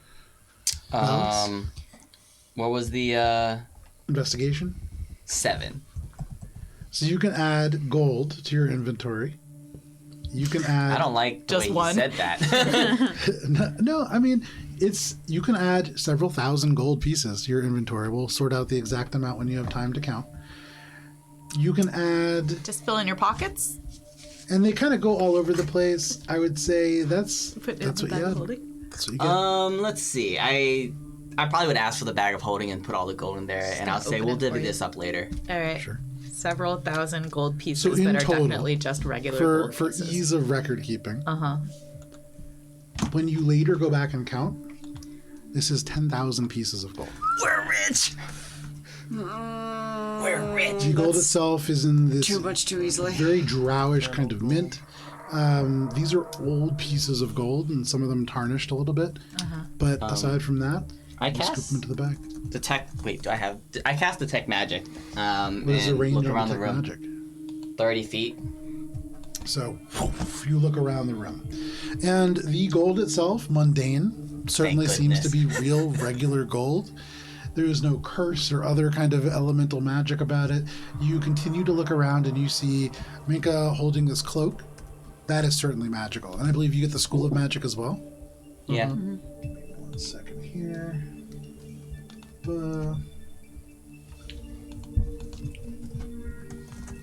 You get the sense that this School of Magic affecting it, probably in the enchantment category. Tell Mika that. By chance, in this long shot, I know we found like a brooch earlier that was magical and part of a cloak. Did it seem similar in style to this cloak, or does this cloak seem to be missing a brooch of some sort? The It clasp, does you seem mean? like this cloak is under construction, is in the process of being finished, and it does look like it could use something to clasp it shut. Oh, hey. I got just the thing for that, maybe. You just Anyways. hear from Valis out loud in your heart. But The entire No room problem. just goes quiet. Should we maybe take an opportunity to just catch our breath? I think so. They don't. I think maybe the rest of the forces might not know we're here, so. Anything or heard of any element of this onyx heart being something here? Because, like, you said it's infernal, so it's probably not something that was here from the dread ice-throated... make a history check. Throated dread lord. Can you tell us that you found that longsword? If it's infernal, can Rez see if he Okay. knows anything about it infernally? Oh yeah, for sure. Dirty 21. 21 with a 21. You're not sure of what this exactly is. You do get the sense that this is something that has been pulled perhaps from another plane or from a creature of another plane. And with the 21, that's kind of all that you would get. You've never heard of anything that is like this. For Rez says, so, it's just some dude's heart here, huh? But like, I wouldn't say that it's just or some dudes, and it's only half a heart. Oh, yeah. Is this in your head? No, it's out. So we should destroy that, right? Wait, what do you mean? Just Yeah, what do you Rez think? is going to what go, do you mean no, just some don't guy's heart? destroy that. If What it's is only it? half, then you need the rest of it. What do you think mean? it's Just downstairs, some but- dude's heart. I'm Say going to more. listen to Alina. Say more. Come on, we're all just talking. It's a you all have one. It's Right, in your but- chest. But Usually that's, they're not made of ours don't onyx. look like Oh that. yeah, no, I'm sure it was petrified when he pulled it out. But it looks like it's probably a fiend's heart, and they pulled it out so they don't have to feel stuff anymore. Is it onyx? It's pretty common practice. What does that mean? Does that mean that there is a fiend like that? What we just killed, was it his heart? No, I don't think so. So you that need to be means- pretty powerful to do this kind of thing. So do you think that this could be the fiend that is controlling the operations here? Yeah, could be, but Wow. I don't think so. Ice devils, their hearts don't really look like that. I've never held one personally, but I've seen them ripped out a couple times. So what kind of? Really? Sorry. Did you say onyx or obsidian? Honest. Okay. So what kind of creature does have a There heart? was a Like, gnome with an onyx ring. Totally unrelated. A while back, we met a gnome, had an onyx ring. It's a long time ago. Long God. time ago. Onyx is a Pokemon. Is that related? Well, Maybe it's spelled differently though. with all of the weird fuckery that's happening with the dome is covering the onyx spire. This can't be like. Does onyx just naturally happen into heart shapes? Does this onyx spire have anything to do with an onyx heart? Rez did say it was petrified. Do we What know? could have done something to petrify it like this? Are you asking Rez? Yeah. Like pretty powerful magic, like a real powerful devil, or maybe a human that was really, really powerful, but I don't think so. Has Billy heard any stories about like a petrified onyx heart before? Billy, make a history check at advantage. Well, we know where the other piece is, so why don't we just 19. get them both and It's large. 19. Probably guarded. With a 19, there are creatures that live closer to your home that close or open things by assembling disparate pieces of biological organisms that are kept alive and separate. It's not a positive practice. It's one that the aunties know how to do. And you would imagine that should you be able to join this together, you may be able to open or shut something. It's a lock. Judging by the size of it, unless devils have unusually large hearts proportional, this is a massive creature. Billy, Big devil sometimes. Billy explains the locking mechanism by which one can use parts to make With that, Rez will say, "Oh, you remember how I said I'd be in that door in the middle? Yeah. I bet you can get in there with this." So I'll have to go get the other one too. Can we move it? Makes sense. I don't want to touch it. well, I'll try to grab it. Okay. And unless anyone stops me, I will try to. wait a second. I will wait a second. one Mississippi. Maybe How big is it again? Like this big, you said? That big. Yeah. Okay. is it less than 10 pounds? One of you's Nobody's got a touched it mage yet. hand, right? Could poke. Do Send you out want me to your- poke it with I still have magic? to check Send out magic your on mage it. hand. Does it Yeah. register as magic? Oh, And if certainly. so, what Certainly. school? The school would be necromancy, certainly, for this. I'll Okay, I'll I'll do a relay mage that. hand to poke it, as Ori is suggesting. You mage hand to poke it. Yeah. And as you poke it, there is this thought that comes to your mind. You could rip a heart out of any one of your friends. And you stop poking it, and that thought goes away. Okay. Don't touch it. Because I just poked it with magic, and I really wanted to just rip someone's heart out. The intrusive thoughts He really takes won. a cloak and just wraps it around the heart and kind of ties it up and lifts. And it's probably about 10 pounds, but you can lift it up, no problem. Oh, that's a lot smarter. That was very, Do you very have the smart. sensation of ripping out hearts now? I mean, always, but that's not new. All right. Okay. I feel like if anyone were to actually touch it, you might go literally insane. Oh, can that go Might into the start bag? grasping at things that aren't there. Do you wanna, or Should we? We're gonna need to grab them both and assemble them to go through the door to face whatever it is that we need to face. It's it's gonna be keep it hard So- to More get. readily accessible if we're going to be trying. We know that there are at least 3 entities guarding the other side of that. So do you want me to have my hands tied up while I'm holding this thing, or should we No, put it I in think the you bag? should. Put it in the Maybe bag of just- holding. Put it in a regular bag. Why not the bag of holding? Something feels bad about that. Billy kind of like ties straps to like make it into like a little satchel. You do. You put it by your side. In your ribs, every time that you can feel your heart skip a beat. It feels bad to have it this close, but you can do it. Are you okay with having it? I hate all of you.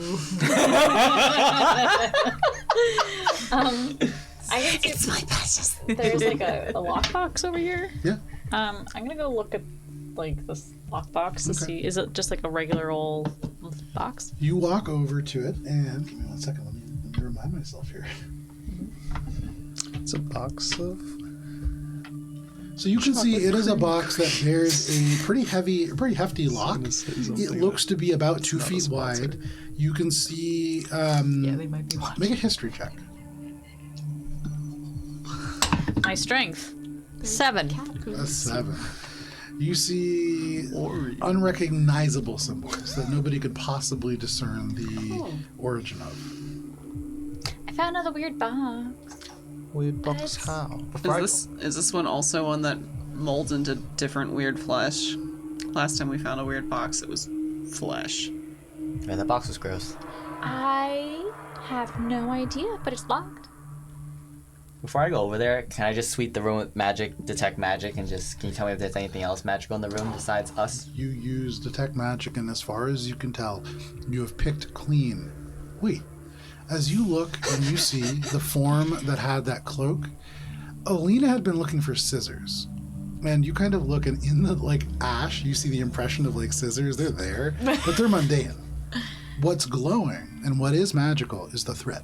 And there is a spool of thread that does shed an ever so slight glow. You see enchantment magic that is associated with it, similar to the cloak itself, and that is magical. Okay, so I guess I'll pick those up, and I'll just be like,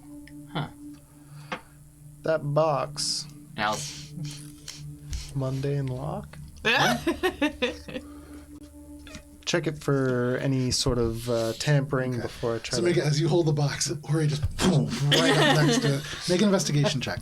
I think Mingo would just put it down so Ori can do whatever she wants to do, and then she's Natural gonna go 20. Natural find 20. somewhere to just sit on the floor. You look at this rock, and as you look at it once, it's like the light from Minka still glowing, strikes at a perfect angle. Oh, not glowing. Right, you're down. It died. So, in the darkness here, it's hard to see, but deftly, you are able to maneuver your fingers in such a way that you move the tumblers, and easily, as part of you even just investigating it, you pick this lock. Natural 20, no problem. And you open it up, and within, you can see there is a pair of crowns. One is delicate, rose gold. You can see it is speckled with different gemstones. You see pink tourmaline. You see other kind of pink and red crystals that are scattered across it. The other crown is a delicate crown of yellow gold. And you see every stone in this is either red or orange. But they seem similar in make. They have these kind of complex web-like patterns. They seem maybe drow in nature. I have no idea what these patterns might mean. Looks like some sort of drow crowns. can I Magic? take a look and see if I can identify Do a history check. Make a history check, sure. While they're doing this, Billy's in the reagent cabinet, just like Not magical. Not magical. 21. 21. Give me 1 second. I'm gonna go back to my notes here. Both of them.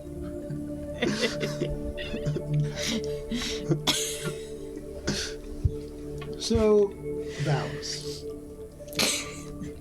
There is a drowish sort of religion. It's a schism off of like Wolf. And there is a, you're not even sure where you heard this. There is a drow kingdom somewhere in the region. And they have something that is called the Triumphant Order of the Blooded Angel. And these crowns bear symbology that is relating to that. It's a very, very niche kind of sect that believes that Lolth really an aspect of a greater god, and that is heresy amongst the Imperium. So to even possess these amongst Drow is sort of a taboo. They're not magical, but they're culturally significant for sure. Two drow that specifically follow the cult of the Blooded Angel. To Drow that you don't really specifically know what these crowns are, but given that they're crowns, they're valuable metal, they're valuable stones, they're probably important. Like ritualistic. Okay, I relay that. Yeah. Can I peek over Minka's shoulder to see if the symbols on the chest are writing? Yeah, sure. You go over, you look, and they're not writing, they're religious symbols. Oh, okay. I was hoping it was going to say, these are worth $1,000 billion. Or this crown, for what it's worth, when you put it on your head, it feels like solid gold. This is not a... I put it, actually, feeling the weight of it, I Yeah. put them both in my little pouch. No problem. Your guesses are each very valuable. But no problem. So you all now find yourselves within this space quite a bit wealthier. And also all cut up. Do you think we can risk a bit of a rest? I think we can, and I think this might be the only time because we're not. I can the watch the fiend door didn't make it if you away all need to warn the rest. others. I actually feel great, so I can watch the door so you can rest, right? Okay, now I took my poison potion. So Ori and Alina can keep watch. Yeah. And to be clear, short rest or long Short rest? rest, just an hour, because Yeah. mechanically I am out of wild shapes, and that is a large portion of my abilities to do things. So Wandering Hearts. You begin to set up for a short rest. Take just an hour to recuperate after this encounter. But because it is 10:38, this is where we're going to end for the evening, and we'll start next session with your short rest. So thank you for joining us for this session of Adventures in Alberon Courts of Everest. It had a lot of different ways it could have gone, but here we are. I like that you guys put yourselves in the jail cell for me. You got out. charm I know. in the jail I cell. gave you 3 of them, though. To be fair, I gave a lot of Joe, options. you I got the one voted that was catacombs. sword-shaped. I know, yeah. Anyways, we'll be back next week, Friday. You can join us for some Adventures in Alberon, but if you can't wait that long, on Sunday we're going to re-air this session. We're going to proceed it at noon with our original Mosaic Team 5 Starfinder game. But please, stay safe. It is crazy out there. We'll see you next week. Goodbye. Bye.